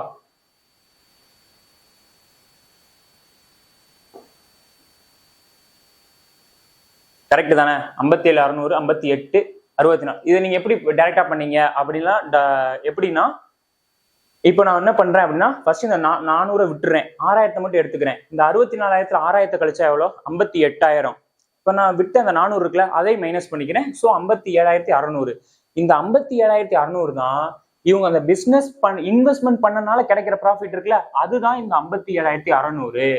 இப்போ பாருங்க, டைம் பீரியட் கொடுத்துருக்கானா? டைம் எதுவுமே கொடுக்கல. ஸோ நம்ம என்ன பண்ணணும்? டைமை வந்து கான்ஸ்டன்டா வச்சுக்கணும், 1:1ன்னு வச்சுக்கணும். இப்போ நமக்கு ப்ராஃபிட் வேணும். ப்ராஃபிட்னா நமக்கு என்ன தெரியணும்? ஃபார்முலா தெரியணும். Profit equal to capital into time. 2ஐ மல்டிப்ளை பண்ணுவோமா? 3. இது 2ஐ மல்டிப்ளை பண்ணுவோமா? 5. அப்போ ஏக்கான ப்ராஃபிட் ரேஷியோ 3, பிக்கான ப்ராஃபிட் ரேஷியோ 5. இந்த 2ஐ ஆட் பண்ணா அதுதானே இந்த 57,600. எவ்வளோ? இந்த 8 தான் இந்த 57,600. டிஸ்பிளே ஆகுதுல? இப்போ ஏக்கான ப்ராஃபிட் பார்ப்போமா? ஏக்கான ப்ராஃபிட் என்ன? 3 எவ்வளோன்னு பார்ப்போமா? இப்போ இந்த 8ஐயும் 57,600 கேன்சல் பண்ணுவோம். 5 40, 6 48, 7 56, மிச்சம் 1. அப்போ 7,200 தான். 57,600 8ஆல கேன்சல் பண்ணா. நெக்ஸ்ட் இந்த 7,200 3ஆல மல்டிப்ளை பண்றேன். மல்டிப்ளை பண்ணுவோமா? 3ஐ 0ஆல மல்டிப்ளை பண்ணா 0 0, 3 × 2 6, 3 × 7 எவ்வளோ? 21. அப்போ 21,600. இப்போ ஏக்கான ப்ராஃபிட் ரேஷியோ கிடைச்சிருச்சு 21,600. ஆனா இதுதான் ஆன்சரா கேட்டா இதுதான் ஆன்சர் கிடையாது. ஏன்னா அவன் என்ன கேட்கிறான், what is A's total share, ஏக்கான டோட்டல் ஷேர் கேட்கிறான். ஸோ இந்த பிசினஸ்ல இன்வெஸ்ட்மெண்ட் பண்ணனால கிடைக்கிற ப்ராஃபிட் 21,600, அவன் ஒர்க்கிங் பார்ட்னர்னால எக்ஸ்ட்ரா கிடைக்கிற ப்ராஃபிட் எவ்வளவு 6,400. அப்ப இந்த ரெண்டு ப்ராஃபிட்டும் சேர்ந்துதான் ஆன்சரா இருக்கும். ஸோ ஆட் பண்ணுவோமா, எவ்வளவு 21,600 பிளஸ் 6,400 ரெண்டு ஆட் பண்ணுவோமா, 0 0 10 மிச்சம் 1 8 28,000 ஆப்ஷன்ல இருக்கா, இங்க இருக்கு ஆப்ஷன் பி. அப்ப இந்த கொஸ்டினுக்கு 28,000. இந்த டவுட் இல்லையில. ஏக்கு ஒர்க்கிங் பார்ட்னர்னால கிடைக்கிற ப்ராஃபிட் இது, இந்த இன்வெஸ்ட்மெண்ட் பண்றதுனால கிடைக்கிற ப்ராஃபிட் இது. இது ஏன் இந்த 64,000 6,400 கழிச்சோன்னு சொல்லிட்டு டவுட் வந்துடக்கூடாது. ஏன்னா 6,400ன்றது ஒர்க்கிங் பார்ட்னர்னால கிடைக்கிற ப்ராஃபிட், அதை நான் மைனஸ் பண்ணிக்கிறேன். மைனஸ் பண்ணா 57,600. இந்த 57,600 தான் இந்த பிசினஸ்ல இன்வெஸ்ட்மெண்ட் பண்றதுனால கிடைக்கிற ப்ராஃபிட் இவங்க ரெண்டு பேத்துக்கும். நெக்ஸ்ட் வந்து சிக்ஸ்த் கொஸ்டின் பாருங்க. In a team of 75 employees, the average monthly sales per employee is rupees 1.8 lakh. If 30 junior employees average rupees 1.2 lakh each, what is average monthly sales figure for the senior employees? அதாவது மொத்தம் ஒரு டீம்ல 75 employees இருக்காங்கப்பா. மொத்தம் ஒரு டீம்ல 75 employees. அவன் என்ன கொடுத்துட்டான் அப்படின்னா, அந்த ரெண்டாவது லைன் பாருங்களேன், ரெண்டாவது லைன் முடியறப்போ இஃப் 30 ஜூனியர் எம்ப்ளாயிஸ் அப்படின்னா, ஜூனியர் எம்ப்ளாயி மொத்தம் எத்தனை பேர் இருக்காங்க, 30 பேர் இருக்காங்க. அவன் லாஸ்ட் லைன் என்ன கேட்கறான், சீனியர் எம்ப்ளாய்க்கான ஆவரேஜ் சேலரி தான் கேட்கறான், சேல்ஸ் ஃபிகர் தான் கேட்கறான். ஸோ ஜூனியர் 30 பேர்னா சீனியர் எத்தனை பேர் இருப்பான், 45 பேரா? ஏன்னா மொத்தம் 75 எம்ப்ளாயிஸ் சொல்லிட்டான், அதுல ஜூனியர் எம்ப்ளாயிஸ் 30 கொடுத்துட்டான். ஸோ சீனியர் எம்ப்ளாயிஸ் கண்டிப்பா 45 பேரா தான் இருக்கணும். இந்த ரேஷியோ எடுத்துட்டோமா. நெக்ஸ்ட் பாருங்க, the average monthly sales per employee is rupees 1.8 lakh. அதாவது ஓவராலா இந்த ஜூனியரும் சரி சீனியரும் சரி சேர்த்து எம்ப்ளாய்க்கான ஆவரேஜ் சேலரி எவ்வளவு, 1.8 lakh. இதை வந்து நம்ம டீவியேஷன் மெத்தட்ல போடுவோம். ஓவராலா 1.8 lakh வந்து கிடைச்சிருக்கு, அதாவது ஆவரேஜா கிடைச்சிருக்கு. ஓவரால் எம்ப்ளாயிஸ்க்கு வந்து ஆவரேஜா வந்து 1.8 lakh கிடைச்சிருக்கு. இஃப் 30 ஜூனியர் எம்ப்ளாயிஸ் ஆவரேஜ் வந்து ருபீஸ் எவ்வளோ, 1.2 lakh. நான் லேக்கை இங்கே கேன்சல் பண்ணிடுறேன், 1.2ன்னு வச்சுக்கிறேன், இங்கே 1.8ன்னு வச்சுக்கிறேன். நெக்ஸ்ட் அவன் என்ன கேட்குறான், what is the average monthly sales figure for the senior employees. Senior எம்ப்ளாயிஸ்க்கான ஆவரேஜ் சேலரி தான் கேட்குறான். இதை நான் ஏன்னு வச்சுக்கிறேன், ஆன்சருக்காக ஏன்னு வச்சுக்கிறேன். நல்லா கவனிங்க, கொஸ்டின்லேருந்து எடுத்து எழுதிட்டோம். அவன் ஜூனியர் எம்ப்ளாயிஸ் 30 பேர்னு சொல்லிட்டான். அப்போ சீனியர் எம்ப்ளாயிஸ் கண்டிப்பாக 45 பேர் தான் இருப்பாங்க. இதை நம்ம இதுல மிக்சர் அலிகேஷன்லையும் போடலாம். இது வந்து டீவியேஷன் மெத்தட், இது ரொம்ப ஈஸி. அதுவுமே ஈஸி தான், இதுவுமே ஈஸி தான். நான் இந்த மாதிரி பண்றேன். இப்போ ஜூனியர் எம்ப்ளாயிஸ் 30 பேரும் தெரியும், சீனியர் எம்ப்ளாயிஸ் 45 பேரும் தெரியும். ஜூனியர் எம்ப்ளாய்க்கான ஆவரேஜ் சேலரி எவ்வளோ, 1.2 lakh. சீனியர் எம்ப்ளாய்க்கான ஆவரேஜ் சேலரி தான் கேட்டிருக்கான், அதை நான் ஏன்னு வச்சுக்கிறேன். அவன் ஓவராலா அதாவது ஜூனியருக்கும் சீனியருக்கும் சேர்த்து ஆவரேஜ் சேலரி எவ்வளோ அப்படின்னா 1.8 lakhன்னு கொடுத்துட்டான். இப்போ நமக்கு இந்த ஆன்சர் தான் தேவை. இப்போ பார்ப்போம் இதுல இருந்து எப்படி கண்டுபிடிக்கிறேன்னு சொல்லிட்டு. இது வந்து ரிவர்ஸ் டீவியேஷன் சொல்லுவோம். இப்போ பாருங்க, இது வந்து ஒரு ஷார்ட்கட். நமக்கு இந்த ஏ தான் தேவை. இந்த நல்லா கவனிங்க, இந்த 1.8 விட இந்த 1.2 எவ்வளோ கம்மியா இருக்கு, 0.6 கம்மியா இருக்கா? 1.8 விட 1.2 கம்மியா தான் இருக்கு. எவ்வளோ கம்மியா இருக்கு, 0.6 தான் கம்மியா இருக்கு. ஸோ இதை நான் என்ன பண்றேன், இந்த இடத்துல வந்து ரேஷியோல வச்சுக்கலாம். இதை நம்ம ரேஷியோல வச்சுக்கலாம். ரேஷியோ பண்ணா என்னது, 15ஆல கேன்சல் பண்ணலாமா, 2, இது 15ஆல கேன்சல் பண்ணா 3. இப்போ இங்க 2 இருக்கு, இந்த 2வையும் இந்த 0.6ஐயும் மல்டிப்ளை பண்ணிக்கணும், -0.6ஐ மல்டிப்ளை பண்ணிக்கணும். பண்ணா எவ்வளவு, -1.2 lakh. ஏன்னா இங்க லேக்ல தான் வந்து நம்ம பண்ணிக்கிட்டு இருக்கோம். ஸோ 1.2 lakh கிடைக்குது. இப்போ நான் என்ன பண்றேன், இந்த ஏ தேவை. ஸோ நான் என்ன பண்றேன், இந்த 1.8 அப்படியே இங்க எழுதிக்கிறேன். எழுதிட்டு இது ரெண்டையும் மல்டிப்ளை பண்ணா என்னது, -1.2 lakh கிடைக்குது. ஸோ இங்க மைனஸ்ன்னு இருக்கிறதுனால நான் என்ன பண்றேன், +1.2 lakhன்னு பண்றேன். இப்போ இங்க இந்த இடத்துல வந்து இன்கேஸ் வந்து இங்க மைனஸ் இல்ல பிளஸ் இருந்துச்சுன்னா 2 × 0.6 எவ்வளோ, 1.2 lakh பிளஸ்ல வரும். அப்போ இங்க மைனஸ்ல பண்ணணும். இங்க மைனஸ் இருந்தா அங்க பிளஸ், இங்க பிளஸ் இருந்துச்சுன்னா அங்க மைனஸ். இது பேர் தான் ரிவர்ஸ் டிவியேஷன். ரிவர்ஸ் டிவியேஷன் இப்படிதான் பண்ணணும். ரிவர்ஸ் டிவிஷன் நம்ம கீழே இருந்து தானே போறோம், கீழே இருந்து தான் போறோம். ஸோ இப்படிதான் அப்ரோச் பண்ணணும். நெக்ஸ்ட் வந்து என்ன பண்ணணும்னா, இப்ப இங்க மல்டிப்ளை பண்ணி போட்டோம்ல, அந்த நம்பர்ல இந்த நம்பர் இருக்கு பாருங்க, அந்த சீனியர் எம்ப்ளாயிஸ்க்கான ரேஷியோவை அதை கீழே டிவைட் பண்ணிடணும். டிவைட் பண்ணா என்னது, இதை கேன்சல் பண்ணா 0.4. இப்ப இந்த 1.8ஐயும் 0.4ஐயும் ஆட் பண்ணா எவ்வளவு, 2.2. இதான் ஆன்சர். ஆப்ஷன்ல இருக்கான்னு செக் பண்ணுங்க. 2.2 lakh. ஆப்ஷன் பி இந்த கொஸ்டினுக்கான ஆன்சர் இதான். இதை வந்துட்டு நம்ம எக்ஸ் வச்சு பண்ணலாம், அதெல்லாம் ரொம்ப டைம் கன்சியூம் ஆகும். இதுதான் ரொம்ப ஈஸியான மெத்தட், எந்த டவுட்டும் இல்லைல்ல. அதாவது 30 junior employees, 45 senior employees. 30 junior எம்ப்ளாயிஸ்க்கான ஆவரேஜ் சேலரி வந்து 1.2 lakh பெர் மந்த். அதே மாதிரி சீனியர் எம்ப்ளாயிஸ்க்கான ஆவரேஜ் தான் கேட்டிருக்காங்க. ஸோ நான் அதை வந்து ஏன்னு வச்சுக்கிறேன். ஓவராலா 75 பேருக்கும் ஆவரேஜ் சேலரி எவ்வளோ, 1.8 lakh. இங்க ஏன் இப்படி கீழே 1.8 lakh வைக்கிறேன்னா, இவங்க 2 பேருக்கும் சேர்த்து அதனால 1.8 lakhன்னு வச்சிருக்கேன். இதை வந்துட்டு நமக்கு இது தேவை அப்படின்னா ரிவர்ஸ் டிவியேஷன்ல போறேன். இதையும் கம்பேர் பண்றேன். கம்பேர் பண்ணா மைனஸ்ன்னு வருது. ஸோ இதையும் மல்டிப்ளை பண்ணி இங்க மைனஸ்ன்னு இருக்கிறதுனால இங்க பிளஸ்ன்னு போடுறேன்.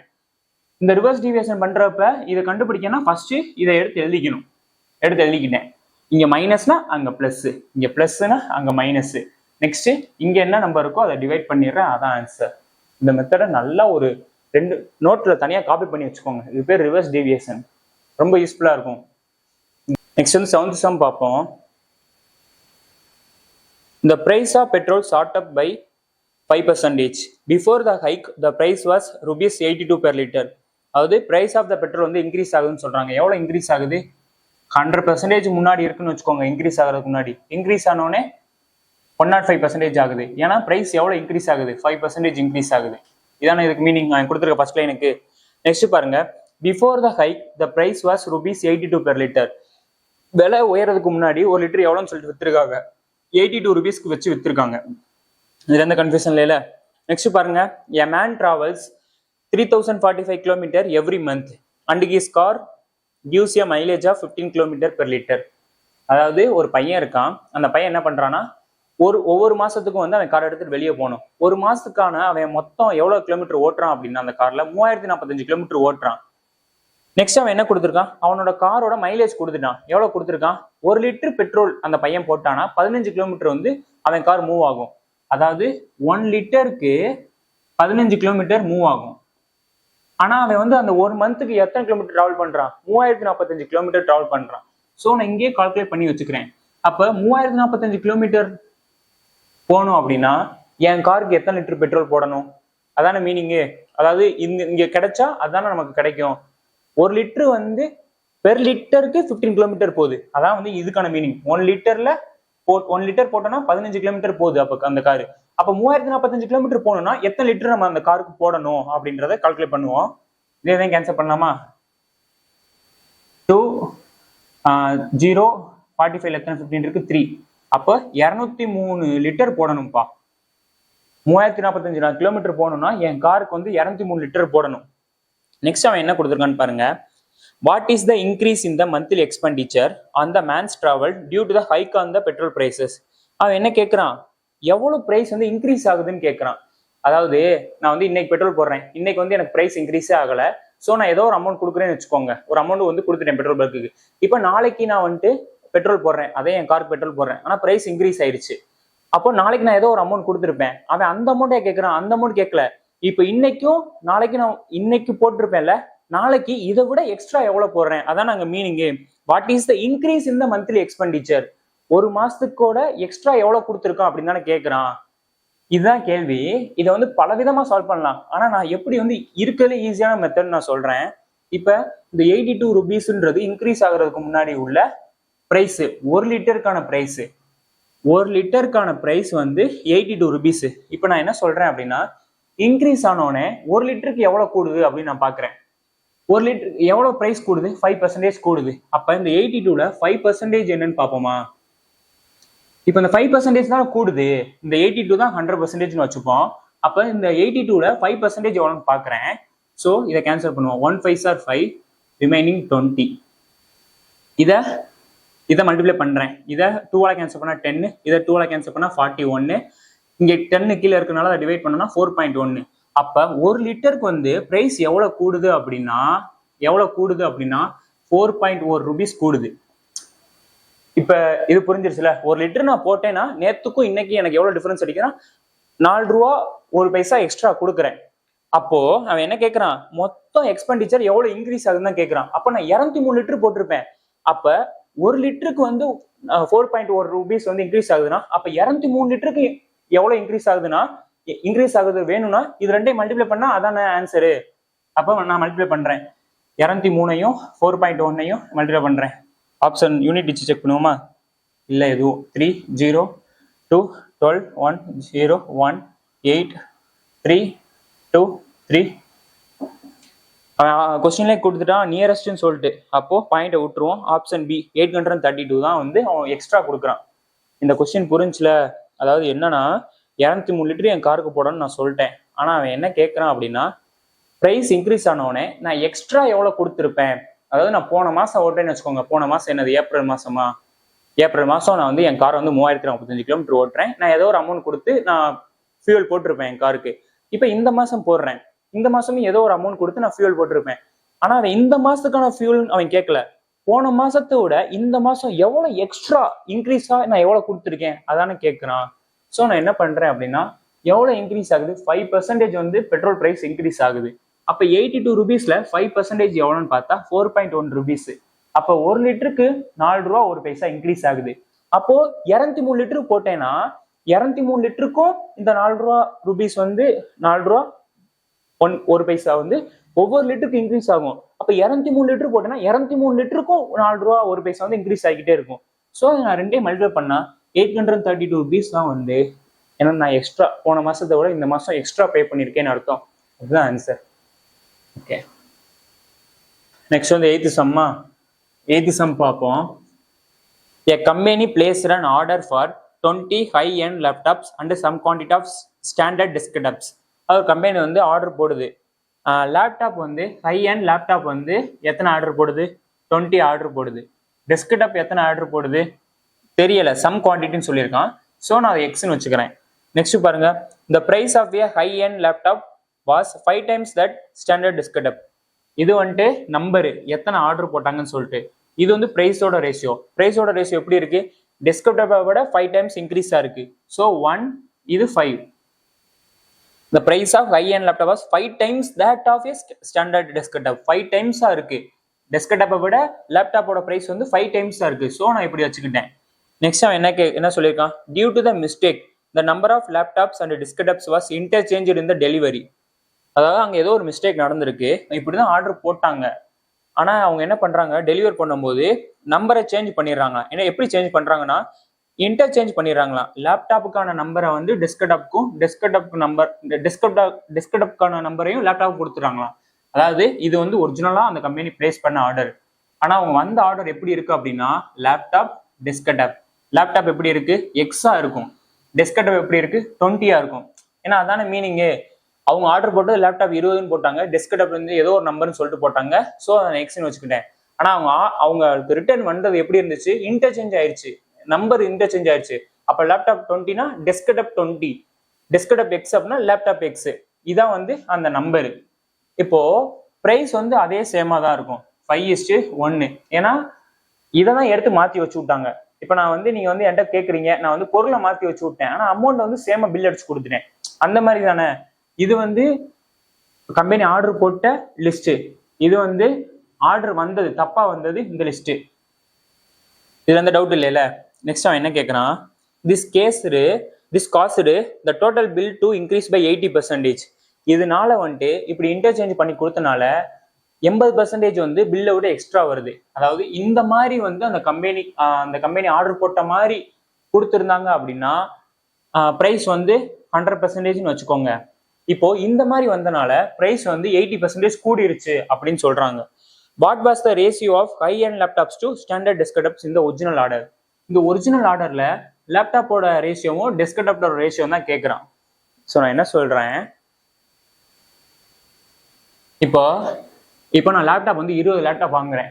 ஒரு லேப்டாப்போட பிரைஸ் வந்து 5 ரூபா அப்படின்னா எனக்கு 20 லேப்டாப்கான பிரைஸ் எவ்வளோ, 100. அதான மீனிங்கு. ஒரு எக்ஸாம்பிளுக்கு தான், இதான் சாத்தியம் கிடையாது. ஒரு லேப்டாப் வந்து 5 ரூபா, எனக்கு 20 லேப்டாப் வேணும். அப்ப நான் மொத்தமா எவ்வளவு காசு கொடுத்துருப்பேன் அந்த கடைக்கு? 100 ரூபா கொடுத்துருப்பேன். ஏன்னா 20 × 5 100. இப்போ அதே மாதிரி ஒரு டெஸ்க்டாப் பிரைஸ் எக்ஸ், எனக்கு வந்து ஒரு டெஸ்க்டாப் வேணும். அப்ப நான் மொத்தம் எவ்வளவு செலவு வச்சிருப்பேன்? எக்ஸ். அப்போ எனக்கு மொத்தமா நான் இதை வாங்கிட்டு வரப்போ எனக்கு இந்த 100ன்றது ஒரு செலவு, எக்ஸ்ன்ற ஒரு செலவு. அப்போ மொத்தமா இதுதான் என்னோட பில்லு. இந்த 100 + எக்ஸ்ன்றது தான் பில்லு. அப்போ இங்க பாருங்க, இன்டர்சேஞ்ச் பண்ணோன்னே எனக்கு இப்போ லேப்டாப்போட பிரைஸ் வந்து எக்ஸ், நான் 5 லேப்டாப் வேணும். அப்போ எனக்கு எவ்வளவு செலவாயிருக்கும்? லேப்டாப் வாங்குறதுனால 5x. அதே மாதிரி இங்க எவ்வளவு செலவாயிருக்கும்? 20. அப்போ இதை எனக்கு தூக்கிட்டு வரப்ப என்னோட பில் வந்து இதுதான், 5x + 20 தான். இப்போ பார்ப்போமா? இப்போ நான் என்ன பண்றேன், இந்த 100 + x என்னன்னு எடுத்துக்கிறேன்? 100% எடுத்துக்கிறேன். ஏன் சொல்லுங்க? அவன் சொல்றானா, அதாவது இப்படி இன்டர்சேஞ்ச் பண்ணி கொடுக்கறதுனால 80% எக்ஸ்ட்ரா ஆகுது. இதான் வந்து நார்மல் பில்லு, இந்த 100%ன்றது. ஆனா எக்ஸ்ட்ரா அவன் எவ்வளவு பே பண்றான்? 80% வந்து பில் எக்ஸ்ட்ரா வருது, ஏன்னா இன்டர்சேஞ்ச்னால. ஸோ இந்த ரேஷியோ வந்து 180%. புரியுதுல? இது வந்து பில்லு, இதை வந்து நான் 100% எடுத்துக்கிறேன். இது வந்து இன்டர்சேஞ்ச் பண்ணி வந்த பில்லு, இது 180%. ஏன்னா 80% எக்ஸ்ட்ரா அப்படின்னு சொல்லி கொடுத்துருக்கானா. இப்போ ஈக்குவேஷன் சால்வ் பண்ணுவோம். 100 + x = 100%. 5x + 20 = 180%. எடுத்து எழுதிட்டோம் தானே? 100 + x 100% எழுதிட்டோம். 5x + 20 180% சொல்லிட்டு எடுத்து எழுதிட்டோம். இப்போ இதை சிம்பிளிஃபை பண்ணுவோமா? 0 பர்சன்டேஜ் கேன்சல் ஆயிரும். இந்த 0 இந்த 0, இதை 2ஆல் கேன்சல் பண்ணா 5, இதை 2ஆல் கேன்சல் பண்ணா 9. இப்போ இதை கிராஸ் மல்டிப்ளிகேஷன் பண்ணுவோமா? டிஸ்பிளே ஆகுதுல. 9 100 மல்டிப்ளை பண்ணா 900 + 9x = இதை கிராஸ் மல்டிப்ளிகேஷன் பண்ணுவோமா? 5 × 5x எவ்வளோ? 25x. நெக்ஸ்ட் 5 × 20 எவ்வளோ? +100. இப்போ நான் என்ன பண்றேன், எக்ஸ் எல்லாம் ஒரு சைடு வச்சுக்கிறேன், நம்பர்லாம் ஒரு சைடு வச்சுக்கிறேன். அப்போ 100 இந்த சைடு கொண்டு வந்தோம்னா 800ன்னு வரும். 9x அங்கிட்டு கொண்டு போனால் என்ன வரும்? 16x வருமா? 16xன்னு வரும். 16 இந்த 800 கேன்சல் பண்ணா என்ன? 80ல் எத்தனை 16 இருக்கு? 5 இருக்கு. ஸோ இங்கே ஒரு 0 இருக்கு.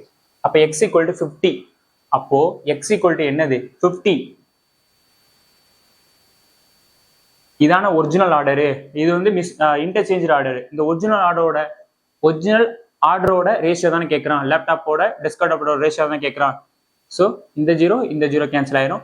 ஆப்ஷன்ல 2:5 இருக்கான்னு பாருங்க, அதான் ஆன்சர். ஆப்ஷன் டில இருக்கு, 2:5 தான் ஆன்சர். ஈஸி தானே? நம்ம எப்படி புரிஞ்சுக்கிறோம் அப்படின்றது தான் இருக்கு சம். 8th some. நெக்ஸ்ட் வந்து 9th சம். 9th சம் பாருங்க. Find the compound interest on ₹8,000 at 12% per annum for 3 years 4 months compounded annually. அதாவது காம்பவுண்ட் இன்ட்ரெஸ்ட் கேட்டிருக்காங்க. நமக்கு பிரின்சிபல் தெரியும் எவ்வளோ? 8000. ரேட் பெர்சன்டேஜ் தெரியும் எவ்வளோ? 12%. டைம் தெரியும் எவ்வளோ? 3 years 4 months. இதை ஃபார்முலால போடலாம், ஆனால் ஃபார்முலால போட்டால் கொஞ்சம் டைம் இழுக்கிற மாதிரி ஃபீல் ஆகும்.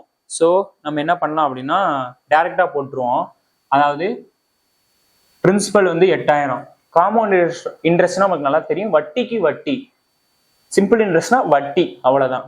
இப்ப பாருங்களேன், இந்த 8000 இதுல வந்துட்டு இது எனக்கு 8000 நான் வந்து உங்களுக்கு நீங்க எனக்கு வந்து 8000 வந்து கடன் தரீங்க, காம்பவுண்ட் இன்ட்ரெஸ்ட்ல தரீங்க. 1 இயருக்கு வந்து நான் எவ்வளவு தரணும், உங்களுக்கு இன்ட்ரெஸ்ட் தரணும் அப்படின்னு நினைக்கிறீங்க அப்படின்னா நீங்க என்கிட்ட சொல்றீங்க அப்படின்னா 12% தரணும்னு நினைக்கிறீங்க. ஸோ ஃபர்ஸ்ட் இயருக்கு வந்து நான் உங்களுக்கு எவ்வளவு கொடுத்துருப்பேன்? 100.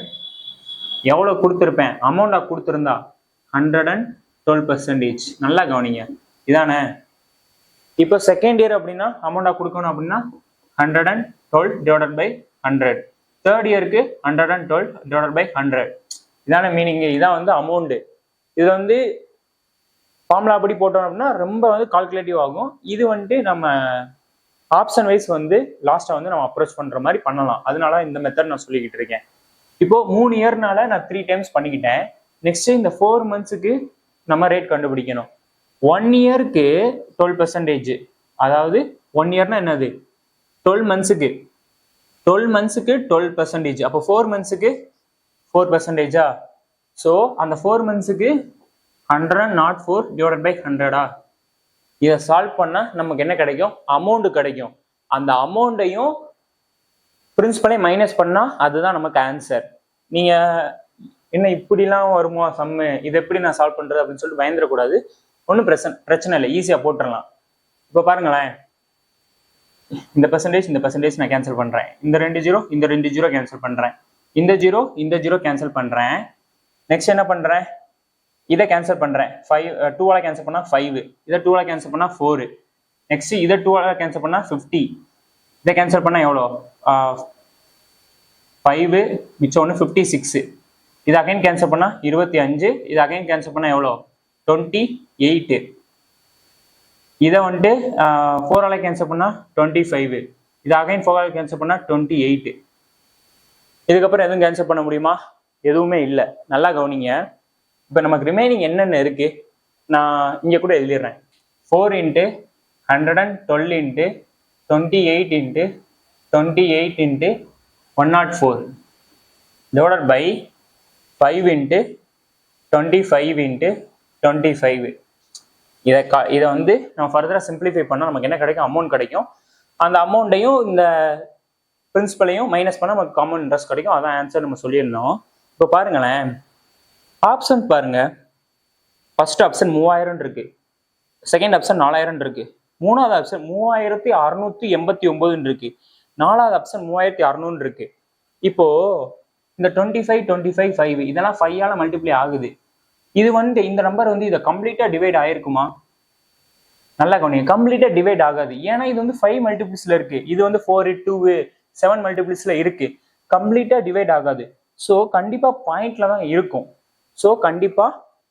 இருக்கும். இப்போ பாயிண்ட்ல இருக்கும்போது இப்போ ஒரு நம்பர் வந்து 3000 அப்படின்னு இருந்துச்சுன்னா இந்த நம்பர் வந்து பக்கத்துல வந்து 0.12 அந்த மாதிரி வர்றது ரொம்ப ரேர் தான். நான் என்ன சொல்றேன், அப்போ பாயிண்ட்ல வருது அப்படின்னா சம்திங் எப்படி இருக்க போகுது? நம்பர்ஸ் டிஃப்ரெண்டா தான் இருக்க போகுது. எப்படி இருக்க போகுது? 4 8 9 6 இந்த மாதிரி தான் சம்திங் இருக்க போகுது. இந்த மாதிரி நம்பர் ஆப்ஷன்ல எது இருக்குன்னு பாருங்க. ஆப்ஷன் சி மட்டும்தான் இருக்கு, 3689. இது வந்து ஒரு நியரஸ்ட் அப்ரோச் தான். ஓகேவா? இது வந்து ஒரு நியரஸ்ட் அப்ரோச் தான். நல்லா கவனிங்க, இது வந்து கண்டிப்பா இதை வந்து கேன்சல் பண்ண முடியாது. இதால கேன்சல் பண்ண முடியாது. ஏதோ ஒரு பாயிண்ட்ல தான் கேன்சல் ஆக போகுது. அதுவும் என்னன்னா இந்த மாதிரி இதுல வந்து கேன்சல் ஆகாது. ஏன்னா பாருங்க, எல்லாம் வந்து டிஃப்ரெண்ட் நம்பரு, கீழேக்கும் மேலேக்கும் சம்மந்தமே இல்லாத நம்பரு. ஸோ நம்ம இந்த மாதிரி, இது வந்து எக்ஸாம்பிளுக்கு தான். இந்த மாதிரி அதாவது இந்த 5 வந்து இந்த 112 எத்தனை இருக்கும்? 2 1 திரும்ப 2 திரும்ப வந்து எத்தனை? 4. இந்த மாதிரி வந்து டிஃப்ரெண்ட் நம்பரா இருக்க போகுது. ஸோ ஆப்ஷன்ல வந்து 3000 4000 இருக்க சான்ஸே இல்லை. ஆப்ஷன் 4 3600 இருக்காது. ஆப்ஷன் சி மட்டும் 3689. அதுவுமே ஆன்சர் வந்து 3689 இருக்காது. அவன் நியரஸ்டா தான் கொடுத்துருப்பான். அதாவது இதுக்கு அடுத்து பாயிண்ட் சம்திங் ஏதோ வந்திருக்கும். இப்படி போயிட்டே இருக்கும். அதனாலதான் நம்ம ஆப்ஷனை வந்து 3689 சூஸ் பண்றோம். அதான் ஆன்சர்னு சொல்லிட்டு இதை உட்காந்து சால்வ் பண்ணி நம்ம என்னைக்கு சால்வ் பண்ண 15 மினிட்ஸ்ல 25 கொஸ்டின் போடணும். ஏன்னா வரப்போற சிஜிஎல்ல செக்ஷனல் டைமிங் கொண்டு வர போறாங்க. ஸோ நம்ம இப்படி அப்ரோச் பண்ணிட்டு போறது ரொம்ப ஈஸி தான். ஓகே, நெக்ஸ்ட் வந்து 10th சம் பார்ப்போமா? A candy shop owner buys 3 kinds of candies, red, blue, green. Candy shop owner இருக்காரு. அவர் வந்து வாங்குறாரு. எதை வாங்குறாருன்னா கேண்டிஸை, டிஃப்ரெண்ட் டைப்ஸ் ஆஃப் கேண்டிஸை. அதை எப்படி மென்ஷன் பண்ணியிருக்காங்கன்னா, ரெட் கலர் கேண்டிஸ் வாங்குறாரு, ப்ளூ கலர் கேண்டிஸ் வாங்குறாரு, கிரீன் கலர் கேண்டிஸ் வாங்குறாருன்னு சொல்லியிருக்காங்க. Red candies are purchase red 3 for ₹15, blue candies at 4 for ₹18, and green candies at 5 for ₹22. He mixed them in the ratio 1:1:2. He sells all the mixed candies at 2 for ₹10. What is the approximate gain or loss percentage? அதாவது இது வந்து weighted ஆவரேஜ்ல போடலாம். இதை mix பண்றாங்களே, எப்படி mix பண்றாங்க அப்படின்னா, அதாவது ரெட் கேண்டிஸ், ரெட்டு இந்த ஆர்டர்ல தானே இருக்கு, ரெட்டு ப்ளூ கிரீன், இதை மிக்ஸ் பண்றாங்க. எந்த ரேஷியோல மிக்ஸ் பண்றாங்க? 1:1:2 இந்த ரேஷியோல வந்து மிக்ஸ் பண்றாங்க. நான் மிக்ஸ் பண்றப்போ இந்த பிரைஸ் வந்து எப்படி வச்சுக்கிறேன்னா, அதாவது ₹1 1 பிரைஸ்க்கு வச்சுக்கிறேன். அதாவது இப்போ ரெட் கேண்டிஸா பாருங்களேன், red candies are purchase red 3 for ₹15. அதாவது 3 வாங்குறதா இருந்தா ₹15 கொடுத்து வாங்கியிருக்காரு. அப்போ 1 எவ்வளவுக்கு வாங்கியிருப்பாரு? ₹5 வாங்கியிருப்பாரா? அப்போ ஒன்று வந்து 5 ருபீஸ்க்கு வாங்கியிருப்பாரு. ஏன்னா இப்போ வந்து 3 வந்து 15 ருபீஸ்க்கு வாங்கிட்டு வராரு. அப்போ ஒன்றுனா எவ்வளோ? இதை கேன்சல் பண்ணோம்னா 5. அப்போ 5 ருபீஸ்க்கு வாங்கிட்டு வராரு. நெக்ஸ்ட் வந்து ப்ளூ கேண்டிஸை பார்ப்போம். ப்ளூ கேண்டிஸ் எப்படி வாங்குறாரு அப்படின்னா ப்ளூ கேண்டிஸ் அட் 4 ஃபார் ₹18. 4 வாங்குற மாதிரி இருந்தாருன்னா 18 ருபீஸ் கொடுத்து வாங்கிட்டு வராரு. அப்போ ஒன்று வாங்கினா எவ்வளோ? 18/4. இதான வந்து ஒன்றுக்கான ப்ரைஸு. ஒன்றுக்கான ப்ளூ கேண்டிஸான காஸ்ட் ப்ரைஸ் வந்து 18/4. நெக்ஸ்ட் கிரீன் கேண்டிஸை பார்ப்போம். கிரீன் கேண்டிஸ் எப்படி வாங்குறாருன்னா at green candies at 5 for ₹22. 5 வாங்குற மாதிரி இருந்தால் 22 ரூபா கொடுக்கணும், கொடுத்து வாங்கணும். அப்போ ஒன்றுனா 22/5 அப்படிதானே? இதை நம்ம கேன்சல் பண்ணுவோமா? இதை கேன்சல் பண்ணி நான் வச்சுக்கிறேன். இப்போ இதையும் கேன்சல் பண்ணால் எவ்வளோ? 4 4 16 to 5 4.5. நான் எழுதிக்கிறேன் 4.5. நெக்ஸ்ட் இதை கேன்சல் பண்ணுவோமா? 4 2 அதில் ஒரு 4 இருக்குமா? அப்போ இது வந்து 4.4 தானே? பாருங்க, அதாவது 20 நான் 20 பிரிச்சுக்கிறேன். 20ல் 5 எத்தனை இருக்கு? 4. ரிமைனிங் 2 இருக்கும். 2ல் ஒரு 0 மல்டிப்ளை பண்ணோம்னா இங்கே ஒரு பாயிண்ட் வச்சுப்போம். 20ல் எத்தனை 5s இருக்கு? 4 இருக்கு. ஸோ 4.4. இப்படி நான் எடுத்து எழுதிக்கிறேன். இப்படி எடுத்து எழுதிட்டா ரொம்ப ஈஸி. இது வந்து அதாவது ஒன் குவான்டிட்டிக்கான ப்ரைஸ். 1 ரெட் கேண்டிஸோட ப்ரைஸ் வந்து 5 ருபீஸ் காஸ்ட் ப்ரைஸ். 1 ப்ளூவோட கேண்டிஸோட காஸ்ட் ப்ரைஸ் வந்து 4.5. 1 கிரீனோட கேண்டிஸோட காஸ்ட் ப்ரைஸ் வந்து 4.4. இப்போ வந்து இதை வந்து நான் மிக்ஸ் பண்றேன். இப்போ இது நமக்கு தெரியுமா? இதை மல்டிப்ளை பண்ணுவோமா? 5. நெக்ஸ்ட் இதை மல்டிப்ளை பண்ணுவோமா? இது எல்லாத்தையும் ஆட் பண்ணி போனால ப்ளஸ் போட்டுக்கிறேன் 4.5. நெக்ஸ்ட் இதை மல்டிப்ளை பண்ணிக்குமா? மல்டிப்ளை பண்ணா என்ன? 8.8. அதையும் ப்ளஸ் பண்ணிக்கிறோம். நெக்ஸ்ட் கீழே டிவைடில் என்ன போடணும்? இது எல்லாத்தையும் ஆட் பண்ணி போடணுமா? 1 + 1 2 2 + 2 4. அப்போ 4. இப்போ இது எல்லாத்தையும் ஆட் பண்ணுவோம். 5ஐயும் 4.5ஐயும் ஆட் பண்ணா எவ்வளோ? 9.5. 9.5ஐயும் 8.8ஐயும் ஆட் பண்ணா எவ்வளோ? 13 1 18.3. அப்போ ஈக்குவல் டு 18.3/4. அப்போ இவர் மிக்ஸ் பண்றப்போ ஒரு மிக்ஸ் பண்ணி, அதாவது என்னன்னா ரெட் கேண்டிஸையும் மிக்ஸ் பண்றாரு, ப்ளூ கேண்டிஸையும் மிக்ஸ் பண்றாரு, கிரீன் கேண்டிஸையும் மிக்ஸ் பண்றாரு. இப்படி மிக்ஸ் பண்ணி ஓவரால் ஒரு சாக்லேட் கிடைக்கும்ல, அந்த ஒரு சாக்லேட்டோட காஸ்ட் பிரைஸ் என்னன்னா 18.3/4. இதை நம்ம கண்டுபிடிச்சிட்டோம். நெக்ஸ்ட் அவன் என்ன கேட்கறான்? He sells all the mixed candies at 2 for ₹10. அந்த மிக்ஸ்டு கேண்டிஸை விற்கிற மாதிரி இருந்தா 2 விற்கணும்னா 10 ரூபாய்க்கு விற்கிறாப்ல. அப்போ 1 விற்கணும்னா 5 ருபீஸ்க்கு வித்துருப்பாப்லையா? அப்ப 1 விற்கணும்னா 5 ருபீஸ்க்கு வித்துருப்பாரு. ஏன் நான் 1ன்னு வச்சுக்கிறேன்னா நம்ம எல்லாமே ஒரு குவான்டிட்டியோட காஸ்ட் பிரைஸ் தான் வச்சுக்கிறோம். ஸோ நான் செல்லிங் பிரைஸ்மே ஒரு குவான்டிட்டிக்கான செல்லிங் பிரைஸை வச்சுக்கிறேன். இப்போ பாருங்களேன், இப்போ நமக்கு ப்ராஃபிட் பெர்சன்டேஜ் தான் கேட்குறான். ப்ராஃபிட் பெர்சன்டேஜ் ஃபார்முலா என்ன? Profit divided by cost price into 100. இதான ப்ராஃபிட் பெர்சன்டேஜுக்கான ஃபார்முலா. இப்போ இதுதான காஸ்ட் பிரைஸ், 1 குவான்டிட்டிக்கான காஸ்ட் பிரைஸ், இது 1 குவான்டிட்டிக்கான செல்லிங் பிரைஸ். ஸோ நான் இங்கே எழுதிக்கிறேன் 18.3/4. இதை நான் ரேஷியோல வச்சுக்கிறேன். இப்போ ரேஷியோல வச்சுக்கணும்னா இதை இங்கே மல்டிப்ளை பண்ணிடுவோமா? அப்போ 18.3 = 4 × 5 எவ்வளோ? 20. அப்போ 1 கேண்டிஸ்க்கான காஸ்ட் பிரைஸ் 18:3. 18.3 1 கேண்டிஸ்க்கான செல்லிங் பிரைஸ் வந்து 20. அதாவது இது மிக்சடுக்கான இது ரேஷியோ. இப்போ பார்ப்போமா, நமக்கு ப்ராஃபிட் வேணும்னா நம்ம என்ன ப்ராஃபிட் வேணும்னா ஃபார்முலா என்ன? செல்லிங் பிரைஸையும் காஸ்ட் பிரைஸையும் மைனஸ் பண்ணா நமக்கு ப்ராஃபிட் கிடைக்கும். இப்போ ப்ராஃபிட் என்ன? 20ல் 18 - 3 மைனஸ் பண்ணா நமக்கு ப்ராஃபிட் கிடைக்குமா? மைனஸ் பண்ணுங்க, எவ்வளோ? 1.7. நான் இங்க போடுறேன் 1.7 டிவைடட் பை ப்ராஃபிட் 1.7 கிடைச்சிருச்சு, டிவைடட் பை காஸ்ட் பிரைஸ் என்ன? Cost price 18.3 into 100. இப்போ இங்கேக்கு நம்ம பாக்குறப்பே தெரியுது காஸ்ட் பிரைஸை விட செல்லிங் பிரைஸ் கூட இருக்கு. ஸோ இதுலேயே 2 ஆப்ஷன் கேன்சல் ஆயிரும். ஆப்ஷன் ஏவும் ஆப்ஷன் டியும் கேன்சல் ஆயிடுச்சு. இப்போ ஆப்ஷன் பிக்கும் சிக்கும் தான் போட்டியே அந்த மாதிரி.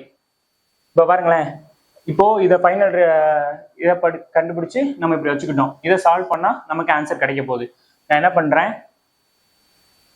இந்த 100 உள்ள மல்டிப்ளை பண்ணிடுறேன். உள்ள மல்டிப்ளை பண்ணா என்ன ஆகும்? 1700 ஆகுமா?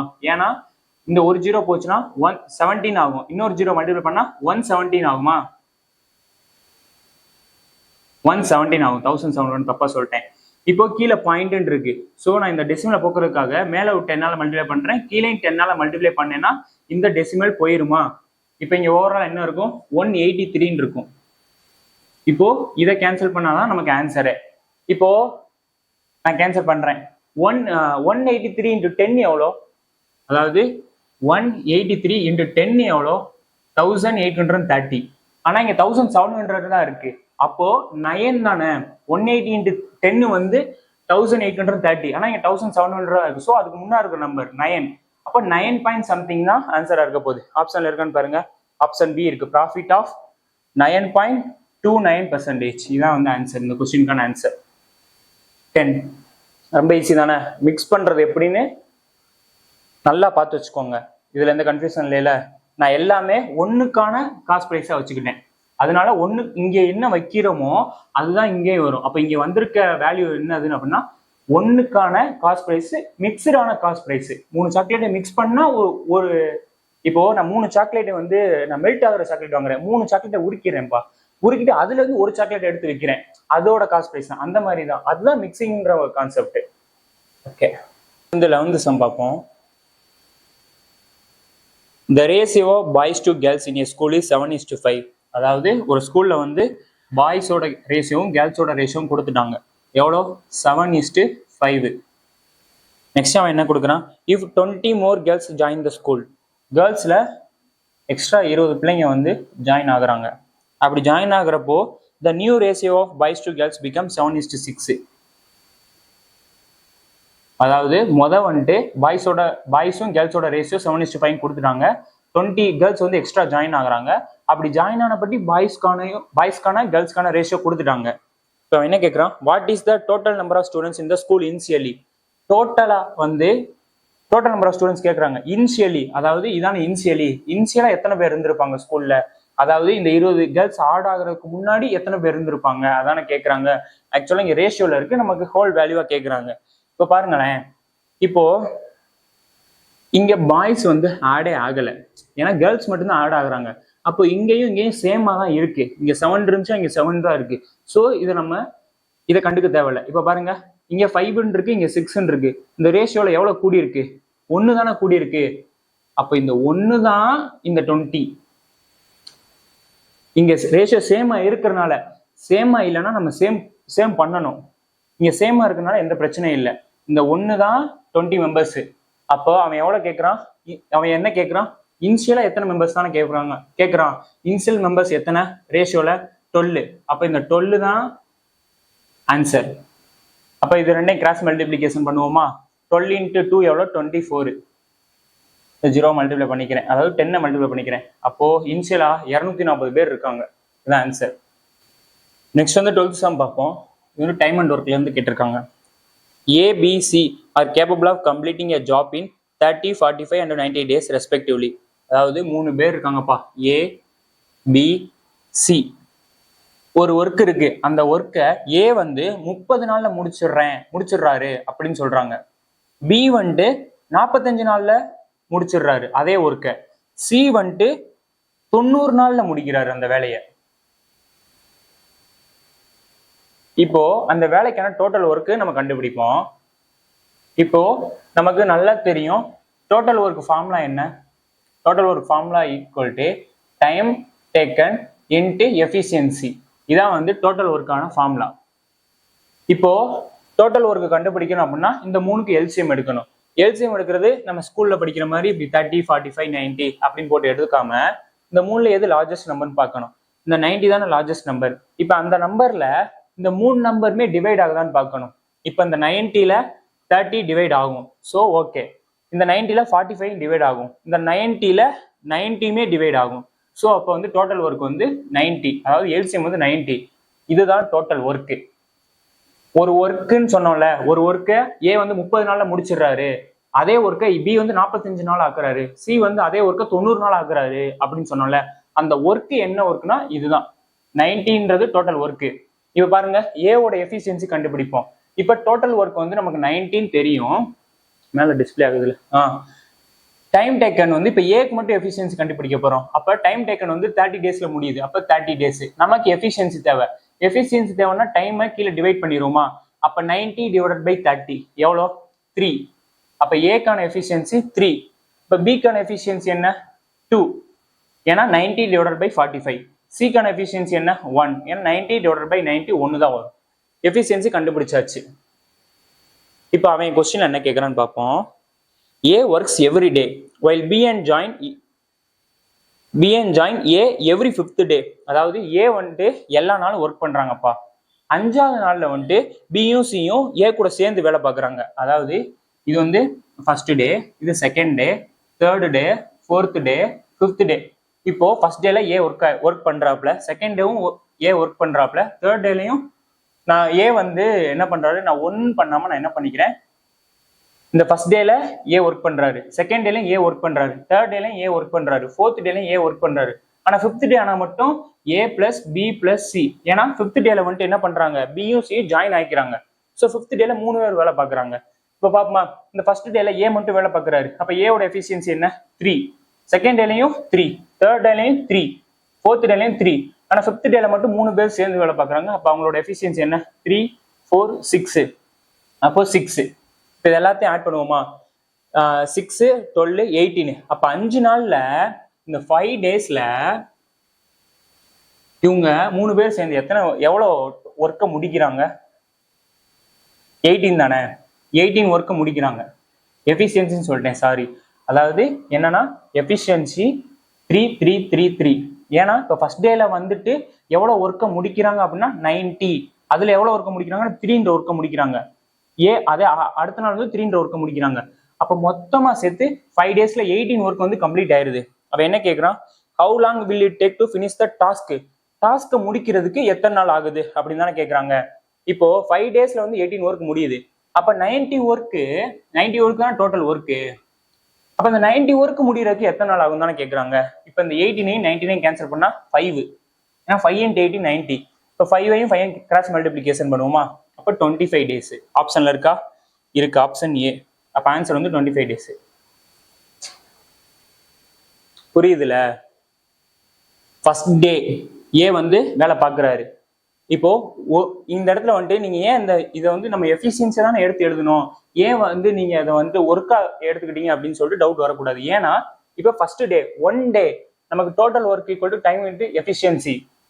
ஃபர்ஸ்ட் டேல 1 டே டைம் டேக்கன் வந்து 1 டே. ஏ வந்து 1 டேல வேலை பார்க்குறாரு. எஃபிஷியன்சி என்ன 3. அப்போ 3 × 1 எவ்வளோ 3. அப்போ இந்த ஃபர்ஸ்ட் டேல 3ன்ற ஒர்க்கு கம்ப்ளீட் ஆகுது. அந்த 3ன்றது கம்ப்ளீட் ஆகுது. அப்போ மொத்தமா சேர்த்து 5 டேஸ் 1, 2, 3, 4, 5 5 டேஸ்ல 18 ஒர்க் கம்ப்ளீட் ஆகுது. அவன் என்ன கேட்கறான், டோட்டல் ஒர்க் முடிய எத்தனை நாள் ஆகும் கேட்கறான். Total work 90 work. இப்போ 90 ஒர்க் எவ்வளோன்னு கேட்டா 25 டேஸ். நெக்ஸ்ட் வந்து 13 பார்ப்போம். A 100 liter solution contains acid and water in the ratio 3:2. அதாவது ஆசிட் அண்ட் வாட்டர் ரேஷியோ கொடுத்துட்டான், 3:2ன்ற ரேஷியோல இருக்கு. மொத்தம் எத்தனை லிட்டர்னே சொல்லிட்டான், குவான்டிட்டி 100 லிட்டர் இருக்குன்னு சொல்லிட்டான் அந்த acid and water. Some quantity of the solution is removed. இப்போ இந்த ஒரு வாட்டர் பாட்டில் வந்து இப்போ இந்த ஒரு வாட்டர் பாட்டில் இருக்கு. இதுல நான் என்ன பண்றேன் அப்படின்னா ஆசிடையும் வாட்டரையும் 100 லிட்டர் ஃபுல்லா ஊற்றி வச்சிருக்கேன். இப்போ நான் அதுல வந்துட்டு மிக்ஸ் ஆகி தான் இருக்கு. இப்போ நான் அதுல வந்து சம்திங் ஏதோ ஒரு குவான்டிட்டி வந்து எடுத்துறேன். இப்போ வந்து நான் ஒரு எக்ஸாம்பிளுக்கு ஒரு 10 லிட்டர் எடுத்துறேன்னு வச்சுக்கோங்க. 10 லிட்டர் எடுத்துட்டு மிச்சம் 90 லிட்டர் இருக்குமா, 10 லிட்டர் சொல்யூஷனை எடுத்துட்டு நான் ரிமைனிங் என்ன பண்றேன், மிச்சம் 10 லிட்டருக்கு ஆசிடை ஊத்துறேன். அதாவது அவங்க கொஸ்டின் அதான் கொடுத்துருக்காங்க பாருங்க. Some quantity of the solution is removed and replace with pure acid. சொல்யூஷனை ரிமூவ் பண்ணும்போது அந்த இப்போ நான் ஒரு 10 லிட்டர் சொல்யூஷன் ரிமூவ் பண்ணி வச்சிருக்கேன்னா அதுல அந்த சொல்யூஷன்ல ஆசிடும் இருக்கும் வாட்டரும் இருக்கும், ஏன்னா மிக்ஸ் ஆனது. அதை நான் எடுத்துட்டு என்ன பண்றேன், 10 லிட்டர் ஆசிட் ஆட் பண்றேன், பியூர் ஆசிட் ஆட் பண்றேன். அந்த மாதிரி தான் மீனிங், இந்த இதுக்கு மீனிங். இப்போ நான் இதுல வந்துட்டு சம் குவான்டிட்டி ஆஃப் த, அதாவது இந்த 100 லிட்டர்ல சம் குவான்டிட்டி, அங்க நான் 10 லிட்டர்னு சொன்னேன், ஆனா இங்க எதுவும் தெரியாது. சம் குவான்டிட்டியை எடுத்துறோம், எடுத்துட்டு அந்த சம் குவான்டிட்டி எடுத்த அளவுக்கு நான் ஆசிடை ஆட் பண்றேன். ஏதோ சம்திங் ஆட் பண்றேன், எக்ஸ்ன்னு கூட வச்சுக்கோ, ஆட் பண்றேன். அப்படி ஆட் பண்ணனால ரேஷியோ சேஞ்ச் ஆகுதான் ஆக போகுது. அப்படி சேஞ்ச் ஆன ரேஷியோ என்ன 7:3. அவன் என்ன கேட்கறான், how many litres of the solution were replaced. அந்த எடுத்துட்டு போட்டோம்ல இந்த X litre pure acid add பண்ணலாம், அதுதான் எவ்வளோன்னு கேட்கறான். இதை சால்வ் பண்றதுக்கு முன்னாடி இதை வந்துட்டு கன்வென்ஷனல் சால்வ் பண்ணோம்னா இந்த போர்டே பத்தாது, சின்ன சின்னதா எழுதினாலும் போர்டு பத்தாது. நான் வந்து ஷார்ட்கட் சொல்றேன். அதுக்கு முன்னாடி சின்னதா ஒரு எக்ஸாம்பிள் சொல்றேன். இப்போ ஒரு பால் சட்டி இருக்குன்னு வச்சுக்கோங்க, ஒரு பால் பெரிய டபரால இருக்கு. அந்த இதுல வந்து 500 லிட்டர் பால் இருக்கு. 500 லிட்டரு பியூர் மில்க் இருக்கு. பியூர் மில்க், தண்ணியும் எதுவும் கலக்கல. இப்ப நான் என்ன பண்றேன், இந்த 500 லிட்டர் ஒரு அது பேர் என்ன சொல்லுவாங்க எனக்கு சரியா ஞாபகம் வர மாட்டேங்குது, டபராவா. அதுல ஒரு பால் கேன்ல வந்து ஒரு 500 லிட்டர் பால் இருக்கு. அதுல பியூர் மில்க் தண்ணியே இல்லை. இப்ப நான் 500 லிட்டர்ல வந்து நான் ஒரு 50 லிட்டர் வெளியே எடுத்துறேன். 50 லிட்டர் பியூர் எடுத்துட்டு நான் என்ன பண்றேன், 50 லிட்டர் எடுத்துட்டா எவ்வளவு இருக்கும் ரிமைனிங்? 450 லிட்டர் வந்து பியூர் மில்க் இருக்கும். பியூர் மில்க் இருக்கும். இப்ப அது தெரியாம இருக்கிறதுக்காக நான் என்ன பண்றேன், 50 லிட்டர் வாட்டர் ஆட் பண்ணிடுறேன். இப்போ அதே கான்செப்ட் தான் இங்க. ஏதோ ஒண்ணு எடுக்கிறோம், அதுக்கு பதிலாக வந்துட்டு ஆட் பண்றோம். அந்த மாதிரி தான் இப்ப 450 லிட்டர் பியூர் மில்க் இருக்கு. அதுல வந்துட்டு நான் 50 லிட்டரு தண்ணியை ஆட் பண்ணிக்கிறேன். ஓகேவா? இப்போ இதை வந்து நான் வந்து ரீப்ளேசிங் ஃபேக்டர், மல்டிப்ளைங் ஃபேக்டர் அந்த மாதிரி டைம்ல நம்ம வைக்க போறோம். இப்போ 500 லிட்டர்ல 500 லிட்டர் பியூர் மில்க்ல நான் எவ்வளவு லிட்டர் வெளியே எடுத்தேன், -50 லிட்டர் வெளியே எடுத்தேன். இப்போ இதை கேன்சல் பண்ண போறோம். இதை கேன்சல் பண்ணா 150 சார் 50, 1050 சார் 500. அப்போ இப்படியே வச்சுக்கிறேன். அப்போ 10ல ஒரு பங்கை நம்ம வெளியே எடுத்தோம், அதான மீனிங். இப்போ 500ல 50 லிட்டர் வெளியே எடுத்தோம் அப்படின்னா இதை கேன்சல் பண்ணா இதான் வந்து ரேஷியோ. 10ல ஒரு பங்கை வெளியே எடுத்துட்டோம். அப்போ இதுதான் வந்து ரீப்ளேசிங் ஃபேக்டர். இப்ப இந்த 10ல 1 எடுத்துட்டு திரும்ப அந்த 1க்கு பதிலாக என்ன ஆட் பண்ணோம், 50 லிட்டர் ஆட் பண்ணோம்ல, அதுதான் மீனிங். அப்ப இந்த -1/10ன்றது ரீப்ளேசிங் ஃபேக்டர். மல்டிப்ளைங் ஃபேக்டர் இதான் வந்து ரீப்ளேசிங் ஃபேக்டர். இப்ப மல்டிப்ளைங் ஃபேக்டர் என்னன்னு பார்ப்போம். இப்ப 10ல ஒரு பங்கை எடுத்துட்டோம், ரிமைனிங் எத்தனை லிட்டர் இருக்கும், 450 லிட்டர் இருக்குமா? அந்த ரிமைனிங் எவ்வளவு இருக்குன்றதை கண்டுபிடிக்கிறது தான் மல்டிப்ளைங் ஃபேக்டர். இந்த 10ல 1 எடுத்துட்டோம், அப்ப ரிமைனிங் எவ்வளவு இருக்கும், 9/10. இதான் வந்து மல்டிப்ளைங் ஃபேக்டர். இதான் வந்து மல்டிப்ளைங் ஃபேக்டர். நம்ம வந்துட்டு மிக்சர் அண்ட் அலிகேஷன் கொண்டு போறப்ப இது நல்லா டீடைல்டா பார்ப்போம். இது இந்த சம்முக்கு நான் டைரக்டா ஷார்ட்கட் சொன்னேன்னா புரியாது, அதுக்கு தான் இந்த மாதிரி சொல்லிக்கிட்டு இருக்கேன். ஒரு அப்ரோச் வச்சுக்கிட்டு அதுக்கப்புறம் சம்ம சால்வ் பண்ணோம்னா ஈஸியா இருக்கும். இப்போ மல்டிப்ளைங் ஃபேக்டர் இப்போ 9/10. இப்போ வந்துட்டு இப்போ பாருங்களேன், இப்போ நான் என்ன பண்றேன், 500 லிட்டர் இருக்கு, எனக்கு இதுல 50 லிட்டர் வெளியே எடுத்துட்டா 450 லிட்டர் டைரக்டா தெரியும். இப்போ அந்த மல்டிப்ளைங் ஃபேக்டர் மல்டிப்ளை பண்ணுங்களேன். 9 × 50 எவ்வளோ, 450. அதே 450 லிட்டர் வருதா டிஸ்பிளே ஆகுதுல, அதே 450 லிட்டர் வருதா, அதுதான் இதான் மல்டிப்ளைங் ஃபேக்டர். ரீப்ளேசிங் ஃபேக்டர்னா 10ல ஒரு பங்கு வெளியே எடுத்துட்டோம், அதான் 50 லிட்டர் வெளியே எடுத்தோம். மல்டிப்ளைங் ஃபேக்டர்னா என்னன்னா 10ல ஒரு பங்கு வெளியே எடுத்துட்டோம், எடுத்துட்டு ரிமைனிங் எவ்வளவு இருக்கும் அதை கண்டுபிடிக்கிறதுக்கு தான் வந்துட்டு மல்டிப்ளைங் ஃபேக்டர் யூஸ் ஆகும். இதுல எந்த டவுட் இல்லையில? இதை நல்லா ஞாபகம் வச்சுக்கோங்க, அது இருக்கட்டும், அப்பதான் புரியும். இப்ப நான் என்ன இல்ல இடம் இல்லையே போர்டில், இதை வந்து ஸ்கிரீன்ஷாட் கூட எடுத்து வச்சுக்கோங்க. இதை ரீப்ளேசிங் ஃபேக்டர்னா என்ன, மல்டிப்ளைங் ஃபேக்டர்னா என்னன்னு சொல்லிட்டு.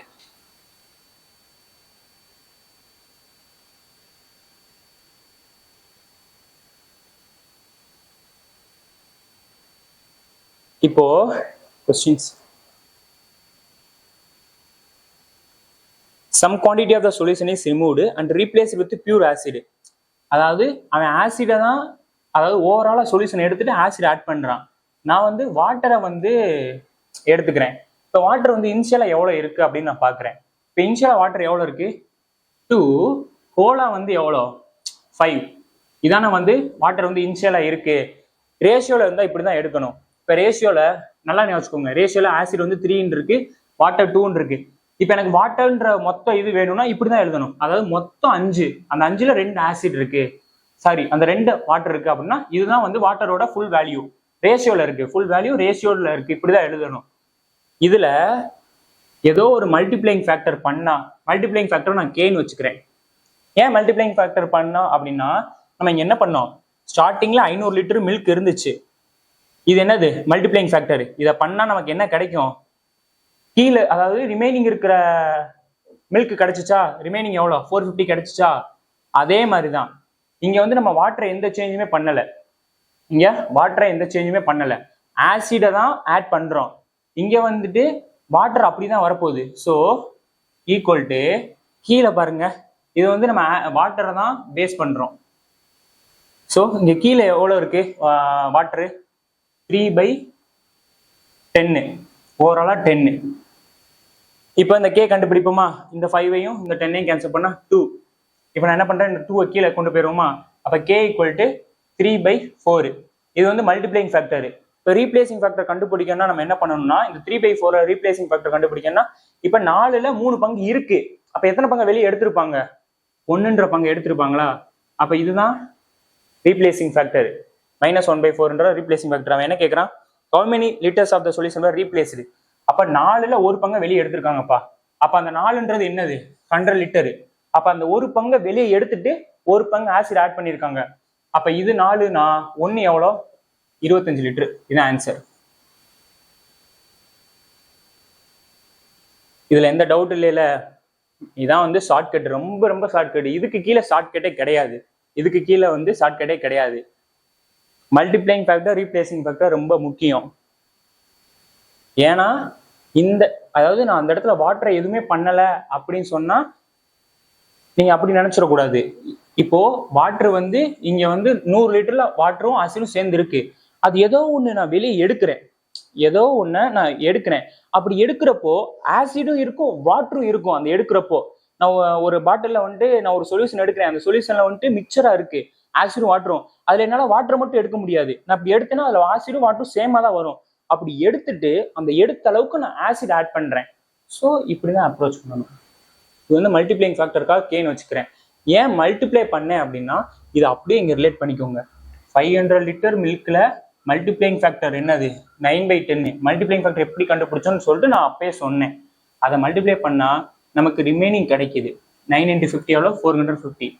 இப்போ அதே தான் அந்த இதுல மல்டிப்ளை பண்ணா நமக்கு இங்க கீழே இருக்கிற ஆசிட் ரேஷியோ கிடைக்குது, சாரி வாட்டர் ரேஷியோ கிடைக்குது. அவ்வளவுதான். நெக்ஸ்ட் வந்து 14 பார்ப்போம். 14 பாருங்க. The ratio of the efficiency of two workers P and Q is 5:2. If P can complete a project in 12 days, how many days will Q take to complete the same project alone? அதாவது time and work தான். இதுக்கு முன்னாடி நம்ம time and work some பார்த்தோம். So 2 வந்து இருக்கு. Time and work weightage வந்து 2 question கேட்டிருக்காங்க. அதாவது P அண்ட் Qவோட எஃபிஷியன்சி கொடுத்துட்டான். எவ்வளோ கொடுத்துட்டான்? 5:2. நெக்ஸ்ட் அவன் என்ன கொடுத்துருக்கான்? P வந்து ஒரு வேலையை 12 டேஸ்ல முடிச்சிடுறான். அதே வேலையை Q எத்தனை நாளில் முடிக்கிறான் அப்படின்னு தானே கேட்டிருக்காங்க. சேம் ப்ராஜெக்ட் தான் எத்தனை நாளில் முடிக்கிறேன்னு கேட்டிருக்காங்க. ஸோ நமக்கு டோட்டல் ஒர்க் ஃபார்முலா தெரியும். Time into efficiency. நமக்கு பீக்கான எஃபிஷியன்சி தெரியும் 5. அதே பீக்கான டைம் என்ன? அந்த ஒர்க்கை 12 டேஸ்ல முடிப்பாருன்னு சொல்லியிருக்கோமா டைமு. ஸோ நம்ம இங்க 12 மல்டிப்ளை பண்ணுவோம். 12 × 5 எவ்வளோ? 60. அப்போ டோட்டல் ஒர்க் வந்து 16 நம்மளுக்கு தெரிஞ்சிருச்சு. அந்த டோட்டல் ஒர்க் 60ல Q வந்து எத்தனை நாள்ல வந்துட்டு அந்த வேலையை முடிக்கிறான்னு தானே சொல்லியிருக்காங்க. ஸோ நமக்கு டைம் வேணும் அப்படின்னா எஃபிஷியன்சி கீழே டிவைட் பண்ணிடுவோமா? Qவோட எஃபிஷியன்சி என்ன? 2. ஸோ 2 இதை கேன்சல் பண்ணா 30 டேஸ். இந்த கொஸ்டினுக்கான ஆன்சர் வந்து 30 டேஸ். Option B. இந்த கன்ஃபியூஷன்ல இல்லை. எனக்கு வந்துட்டு எஃபிஷியன்சியும் டைமும் இருந்தா நாம டைம் டோட்டல் ஒர்க் கண்டுபிடிச்சிடலாம். ஸோ நான் பீக்கானதை யூஸ் பண்ணிக்கிட்டேன். பீக்கான எஃபிஷியன்சியும் டைம் ஒர்க் டோட்டல் டைமையும் நான் மல்டிப்ளை பண்ணி நான் டோட்டல் ஒர்க் கண்டுபிடிச்சு வச்சுக்கிட்டேன். அவ்வளோதான். நெக்ஸ்ட் வந்து 15 பார்ப்போம். 15 பாருங்க. A car starts from point P on a circular track and SUV starts from point Q which is 600 meter ahead of P in the direct of motion. அதாவது ஒரு சர்க்குலர் ட்ராக் இருக்கு. அந்த சர்க்குலர் ட்ராக்ல Pன்றது வந்துட்டு ஒரு பாயிண்ட். அந்த பாயிண்ட்ல வந்து கார் ஸ்டார்ட் ஆகுது. நெக்ஸ்ட் பாயிண்ட் Q வந்துட்டு இப்படி இங்க இருக்குன்னு வச்சுப்போம். அந்த பாயிண்ட் அந்த Qல வந்து என்ன ஸ்டார்ட் ஆகுது அப்படின்னா எஸ்யூவி ஸ்டார்ட் ஆகுது. நான் எஸ்யூவியை நான் என்ன வச்சுக்கிறேன்? எஸ்ன்னு வச்சுக்கிறேன். இது இப்படி மூவ் ஆகுது. பாயிண்ட் Pல என்ன மூவ் ஆகுது? கார் மூவ் ஆகுது. இப்படி மூவ் ஆகுது. இப்போ பாருங்களேன். அதாவது SUV starts from point Q which is 600 meters ahead of P in the direct of motion. Pக்கு முன்னாடி 600 மீட்டருக்கு முன்னாடி இருக்குன்னு அர்த்தம் Q. அதான் வந்து அந்த லைனுக்கான மீனிங். So 600 metre. ஓகேவா? நெக்ஸ்ட் பாருங்க. இந்த காரோட ஸ்பீட் வந்து என்ன கொடுத்துருக்கான்? 15 மீட்டர் per second. இந்த car speed is 15 metre per second. இந்த காரோட ஸ்பீட் வந்து நான் இங்க எழுதிக்கிட்டேன். நெக்ஸ்ட் என்ன கொடுத்துருக்கான்? And SUV speed is 10 metre per second. இந்த எஸ்யூவி ஸ்பீடு வந்து 10 மீட்டர் per second. நெக்ஸ்ட் அவன் என்ன சொல்லியிருக்கான்? Circumference of the track is 1.5 kilometre. அது சர்க்கம்ஃபரன்ஸ்னா என்ன? டோட்டல் ட்ராக்கோட டிஸ்டன்ஸ் கொடுத்துட்டான். 1.5 கிலோமீட்டர் கொடுத்துட்டான். நெக்ஸ்ட் அவன் என்ன கேட்குறான்? How much distance will car have traveled when it first overtakes the SUV. அதாவது இப்போ நல்லா பாருங்களேன், எஸ்யூவி இங்கிட்டு மூவ் ஆகுது, காரும் இங்கிட்டு மூவ் ஆகுது. ஆனால் கார் வந்து ஒரு செகண்ட்ல 15 மீட்டர் போயிருது. ஆனால் எஸ்யூவி வந்து ஒரு ஒரு செகண்ட்ல வந்து 10 மீட்டர் தான் போகுது. ஸோ இப்படி ரெண்டு மூவ் ஆகுறப்ப ஏதோ ஒரு இடத்துல வந்துட்டு இந்த இந்த கார் வந்து இந்த எஸ்யூவை ஓவர்டேக் பண்ண தான் போகுது. ஏன்னா அதை விட இது ஸ்பீட் அதிகம் தானே, 15 மீட்டர் பெர் செகண்ட், இது வெறும் 10 மீட்டர் பெர் செகண்ட் தான். ஸோ அப்படி ஓவர்டேக் பண்றப்ப இந்த கார் வந்து எவ்வளவு டிஸ்டன்ஸ் மூவ் ஆயிருந்திருக்கணும் அப்படின்னு கேக்குறாங்க. அதாவது இப்போ எஸ்யூவின்ற இப்போ நான் என்ன பண்றேன், என் ஃப்ரெண்ட் வந்து முன்னாடி ஓடிக்கிட்டு இருக்கான், எனக்கு அவனுக்கு ஒரு 600 கிலோமீட்டருக்கு முன்னாடி. அவனும் ஒரே டைம்ல ஸ்டார்ட் பண்றான், நானும் ஒரே டைம்ல ஸ்டார்ட் பண்றேன். ஆனா அவனோட ஸ்பீடை விட என்னோட ஸ்பீட் அதிகம். நான் இங்கேருந்து ஓட ஆரம்பிக்கிறேன், எனக்கு அவனுக்கு 600 மீட்டர் டிஃபரன்ஸ் இருக்கு, முன்னாடி இருக்கான் எனக்கு. நான் என்ன பண்றேன், ரெண்டு பேரும் ஒன்னா ஸ்டார்ட் பண்ணிட்டோம். ஏதோ ஒரு டைம்ல நான் வந்து ஏதோ ஒரு இடத்துல நான் அவனை பீட் பண்ண தான் போறேன், அதாவது அவனை ஓவர்டேக் பண்ண போறேன். அப்ப நான் அந்த ஓவர்டேக் பண்றதுக்கு எத்தனை மீட்டர் ஓடணும் அப்படின்றதுதான் இந்த கொஸ்டின்ல. இந்த கார் எத்தனை மீட்டர் வந்து இந்த எஸ்யூவை வந்து பீட் பண்றதுக்கு, அதாவது ஓவர்டேக் பண்றதுக்கு எத்தனை கிலோமீட்டர் போகணும், எத்தனை மீட்டர் போகணும் அப்படின்னு சொல்லி கேட்டிருக்காங்க. அதுதான், வேற ஒன்றும் இல்லை, ரொம்ப சிம்பிள் தான். இப்போ பாருங்க, நமக்கு நல்லா தெரியும் speed equal to distance by time, or time equal to distance by speed. இங்க பாருங்களேன், இது வந்து ரெண்டு ஸ்பீடை ரிலேட் பண்றோம். ஸோ இது ரிலேட்டிவ் ஸ்பீடு. இப்போ நமக்கு நல்லா தெரியும், ஒரே டைரக்ஷன்ல மூவ் ஆயிட்டு இருந்துச்சுன்னா ரிலேட்டிவ் ஸ்பீடு வந்து ரெண்டு ஸ்பீடையும் வந்து மைனஸ் பண்ணிக்கணும். ஆப்போசிட் டைரக்ஷன்ல வந்து ரெண்டு ஸ்பீடு மூவ் ஆச்சுன்னா ரெண்டு ஸ்பீடையும் பிளஸ் பண்ணிக்கணும். இங்க பாருங்க, இந்த கார் வந்து இந்த சைடு போகுது, இந்த எஸ்யூவி வந்து இதுவும் இந்த சைடு தான் போகுது. அப்போ ஒரே டைரக்ஷன்ல போகுது. அப்போ ஒரே டைரக்ஷன்னா இந்த காருக்கும் இந்த எஸ்யூவிக்கும் ரிலேட்டிவ் ஸ்பீடு என்ன, ரெண்டு ஸ்பீடையும் மைனஸ் பண்ணிக்கணும். அதுதான் இங்க மீனிங். ரெண்டு ஸ்பீடுக்கு மைனஸ் பண்ணா என்னது, ரிலேட்டிவ் ஸ்பீடு என்னது, 5 மீட்டர் பெர் செகண்ட். இதான் வந்து ரிலேட்டிவ் ஸ்பீடு. இப்போ இதை இங்கே அப்ளை பண்ணுவோமா, நமக்கு தேவை டைமு. இப்போ டிஸ்டன்ஸ் தெரியும் 600 மீட்டரு, 600 மீட்டர். ரிலேட்டிவ் ஸ்பீடு என்ன, 5 மீட்டர் பெர் செகண்ட், 5. ஸோ இதை கேன்சல் பண்ணால் என்ன வரும், 120. இங்கே மீட்டர் பெர் செகண்ட் இருக்கிறதுனால 120 செகண்ட்ஸ். அப்போ இதுல இருந்து என்ன தெரியுது, இந்த கார் வந்து 120 செகண்ட்ஸ்ல வந்துட்டு இந்த எஸ்யூவை பீட் பண்ணிடுது, அதாவது ஓவர்டேக் பண்ணிடுது. இப்போ அவன் என்ன கேட்கறான், இந்த கார் வந்து அதை ஓவர்டேக் பண்றப்ப மொத்தம் எத்தனை டிஸ்டன்ஸ் டிராவல் பண்ணியிருந்தான்னு கேட்கறான். இப்போ நமக்கு டிஸ்டன்ஸ் ஃபார்முலா தெரியும்ல, டிஸ்டன்ஸ் ஃபார்முலா என்னது, distance equal to speed into time.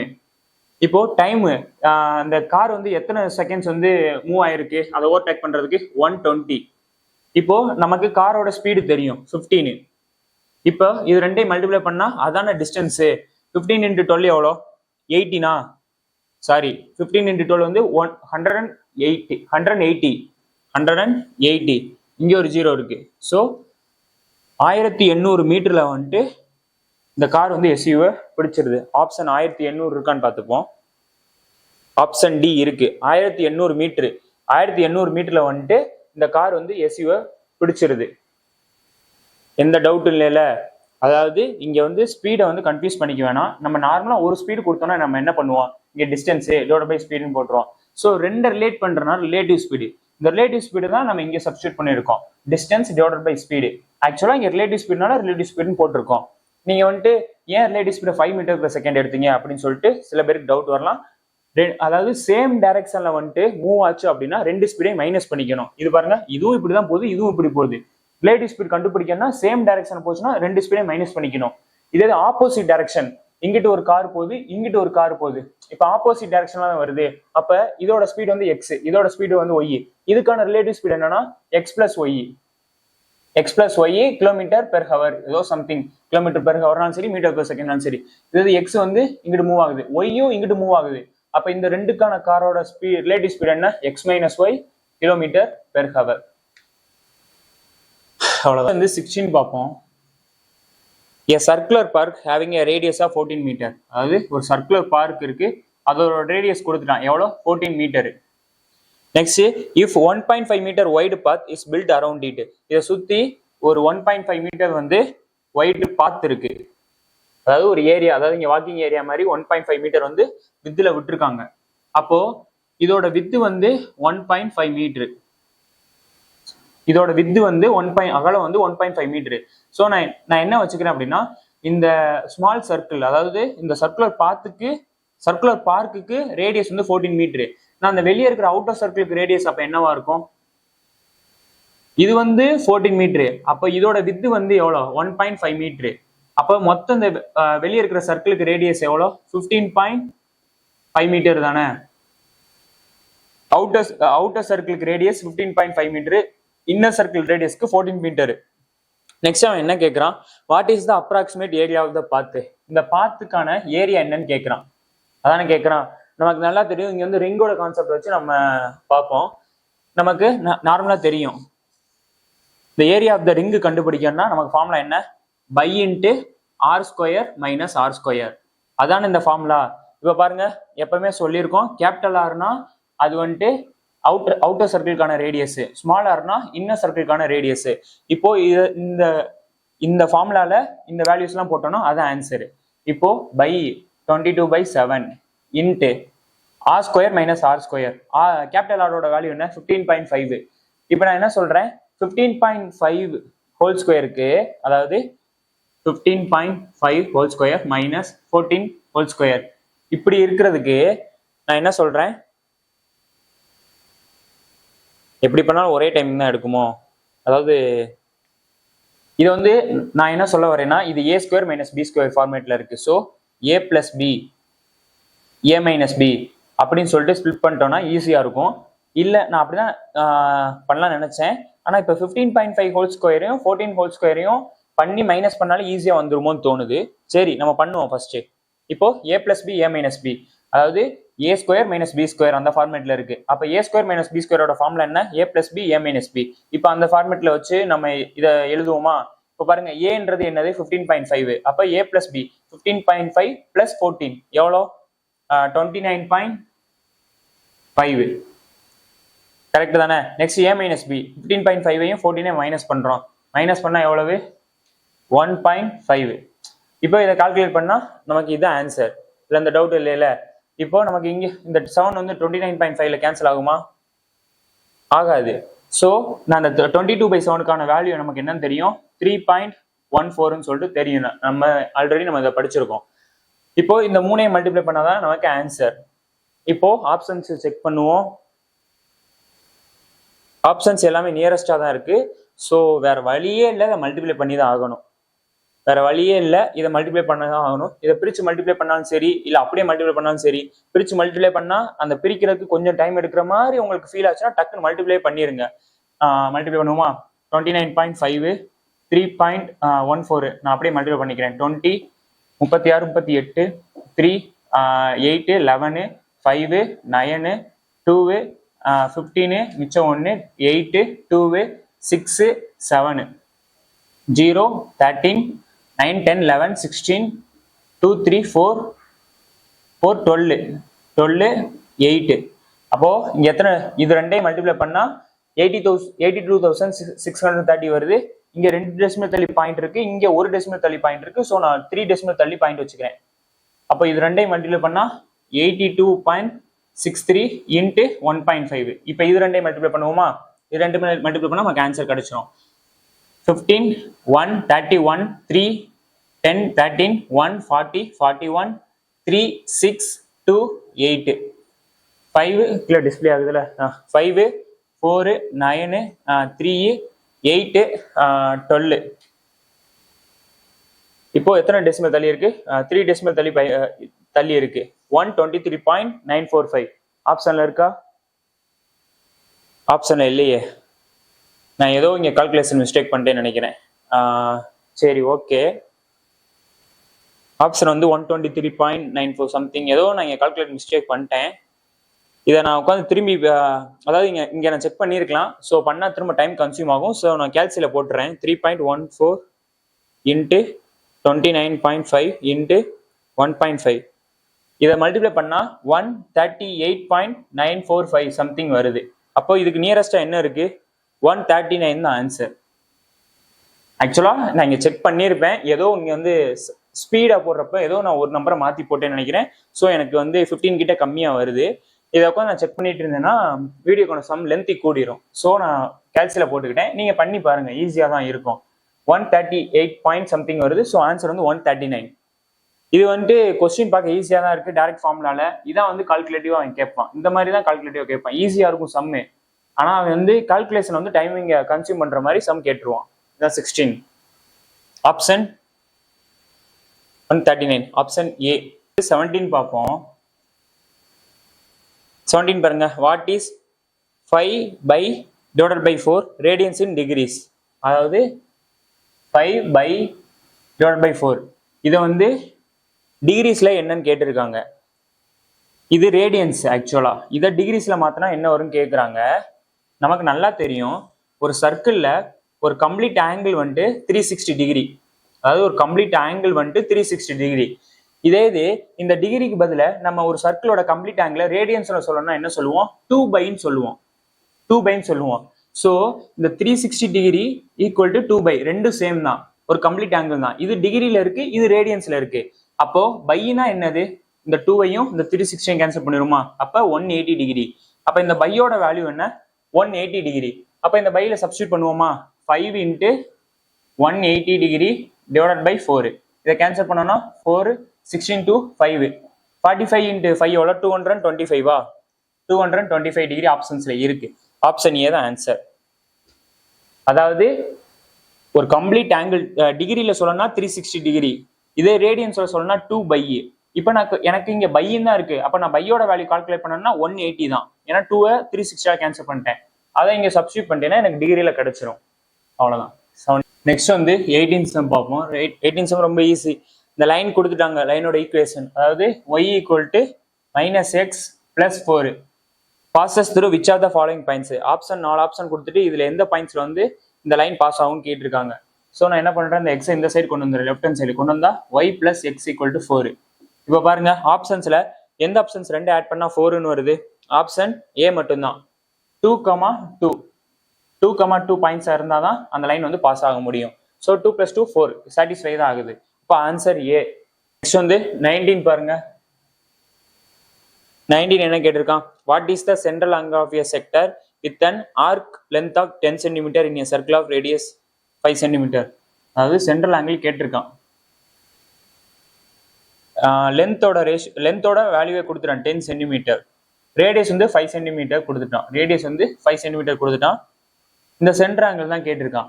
So நான் ஆப்ஷன்ஸ் பார்க்குறேன். இங்கே வந்துட்டு சென்ட்ரல் ஆங்கிள் கொடுத்துட்டு அவன் ஆப்ஷன்ஸ்ல ரேடியன்ஸ் தான் சொல்லி கொடுத்துருக்கான். அது சென்ட்ரல் ஆங்கிளே ரேடியன்ஸ்ல என்னன்னு கேட்குறான். இப்போ நமக்கு லென்த்து இருக்கு, ரேடியஸ் இருக்கு, ரெண்டுமே தெரியும். ஸோ இதுக்கு ஒரு ஃபார்முலா இருக்கு. அதாவது சென்ட்ரல் ஆங்கிள் இன் ரேடியன்ஸ் நமக்கு வேணும் அப்படின்னா, இன் ரேடியன்ஸ் இது வேணும் அப்படின்னா லென்த் டிவைடட் பை ரேடியஸ். இதான் ஃபார்முலா. மார்க்கர் வேற லைட்டா எழுதுது, ஸோ நான் மார்க்கை சேஞ்ச் பண்ணிக்கிறேன். இப்போ நம்மளுக்கு சென்ட்ரல் ஆங்கிள் தான் வேணும், ரேடியன்ஸ்ல தான் வேணும். ஏன்னா ஆப்ஷன்ஸ் ரேடியன்ஸ்ல இருக்கு. நமக்கு லென்த் என்னன்னு தெரியும், லென்த் வந்து 10ன்னு தெரியும். டிவைடட் பை ரேடியஸ் என்னன்னு தெரியும், 5. அப்போ இதை கேன்சல் பண்ணா 2. இப்போ ஆப்ஷன்ஸ் 2 இருக்கான்னு செக் பண்ணி பாருங்க. ஆப்ஷன் சி 2 ரேடியன்ஸ் தான் ஆன்சர். அவ்வளவுதான். நெக்ஸ்ட் வந்து 20 சம் பார்ப்போம். இது வந்து ட்ரிக்னாமெட்ரில இருந்து கேட்டிருக்காங்க. அதாவது tan 90 degree minus a equal to √3 what is sin a அப்படின்னு தானே கேட்டிருக்காங்க. அதாவது tan 90 degree minus a equal to √3 சொல்லி கொடுத்துட்டான்ப்பா. இப்போ இது நமக்கு நல்லா ஒரு கான்செப்ட் தெரிஞ்சிருக்கணும். இப்போ 90 270 அப்படின்னு சொல்லிட்டு ஆடுல மல்டிப்ளை ஆயிருந்துச்சு அப்படின்னா நம்ம இந்த 90ன்றது சேஞ்ச் ஆகும். இப்போ பாருங்களேன், இது வந்து ஃபர்ஸ்ட் குவாட்ரண்ட். ட்ரிக்னாமெட்ரில நம்ம நல்லா அதை படிச்சு வச்சுக்கணும். இது தேர்ட் குவாட்ரண்ட், இது ஃபோர்த் குவாட்ரண்ட். ஃபர்ஸ்ட் குவாட்ரண்ட் வந்து 0 டிகிரில ஸ்டார்ட் ஆகும். 90 டிகிரி 180 டிஸ்பிளே ஆகுதுல 270 டிகிரி அகைன் 360 டிகிரி. இப்போ இந்த ஃபர்ஸ்ட் குவாட்ரண்ட்ல எல்லா டீட்டாவும் வந்து பாசிட்டிவ் தான். ஆல் சில்வர் டீ கப் அந்த மாதிரி தான் ஷார்ட்கட். ஆல் எல்லா டிகிரியுமே பாசிட்டிவ் தான். ஆல் சில்வர் அப்படின்னா சைன் தீட்டா, அதோட ரெசிப்ரோக்கல் என்னது கொசிகன் தீட்டா, இது வந்து பாசிட்டிவ். ஆல் சில்வர் டி, டீனா டேனு, டேன் தீட்டாவும் காட் தீட்டாவும் பாசிட்டிவ். இது வந்து காஸ் தீட்டாவும் சீக்கன் தீட்டாவும் பாசிட்டிவ். இப்போ tan 90 டிகிரினால சேஞ்ச் ஆகும்னு சொல்லியிருக்கேன். அப்போ tan 90னா எப்படி சேஞ்ச் ஆகும் அப்படின்னா காட்டும் சேஞ்ச் ஆகும், டேன்னா காட்டும் சேஞ்ச் ஆகும், சைன்னா கொசிகன் சேஞ்ச் ஆகும், சாரி சைன்னா காசும் சேஞ்ச் ஆகும், சீக்கன்னா கொசிகன் சேஞ்ச் ஆகும். இப்போ tan 90 மைனஸ் ஏன்னு இருக்கு. ஸோ tan 90ன்றது காட்டும் சேஞ்ச் ஆகும், காட் காட் ஏன்னு சேஞ்ச் ஆகும். ஆனா இங்க மைனஸ் வருமா பிளஸ் வருமான்றது இந்த குவாட்ரண்ட் தான் தீர்மானிக்கும். இப்ப 90 டிகிரி மைனஸ் ஏ, இங்க 90 டிகிரின்றது எங்க இருக்கு, இங்க இருக்கு. 90 டிகிரி மைனஸ்னா இந்த சைடு தான் வரணும். இப்ப 90 டிகிரி பிளஸ் அப்படின்னா இந்த சைடு வரும். 90 டிகிரி மைனஸ் ஏன்னா இந்த சைடு, இங்க எல்லாமே பாசிட்டிவ் தான்.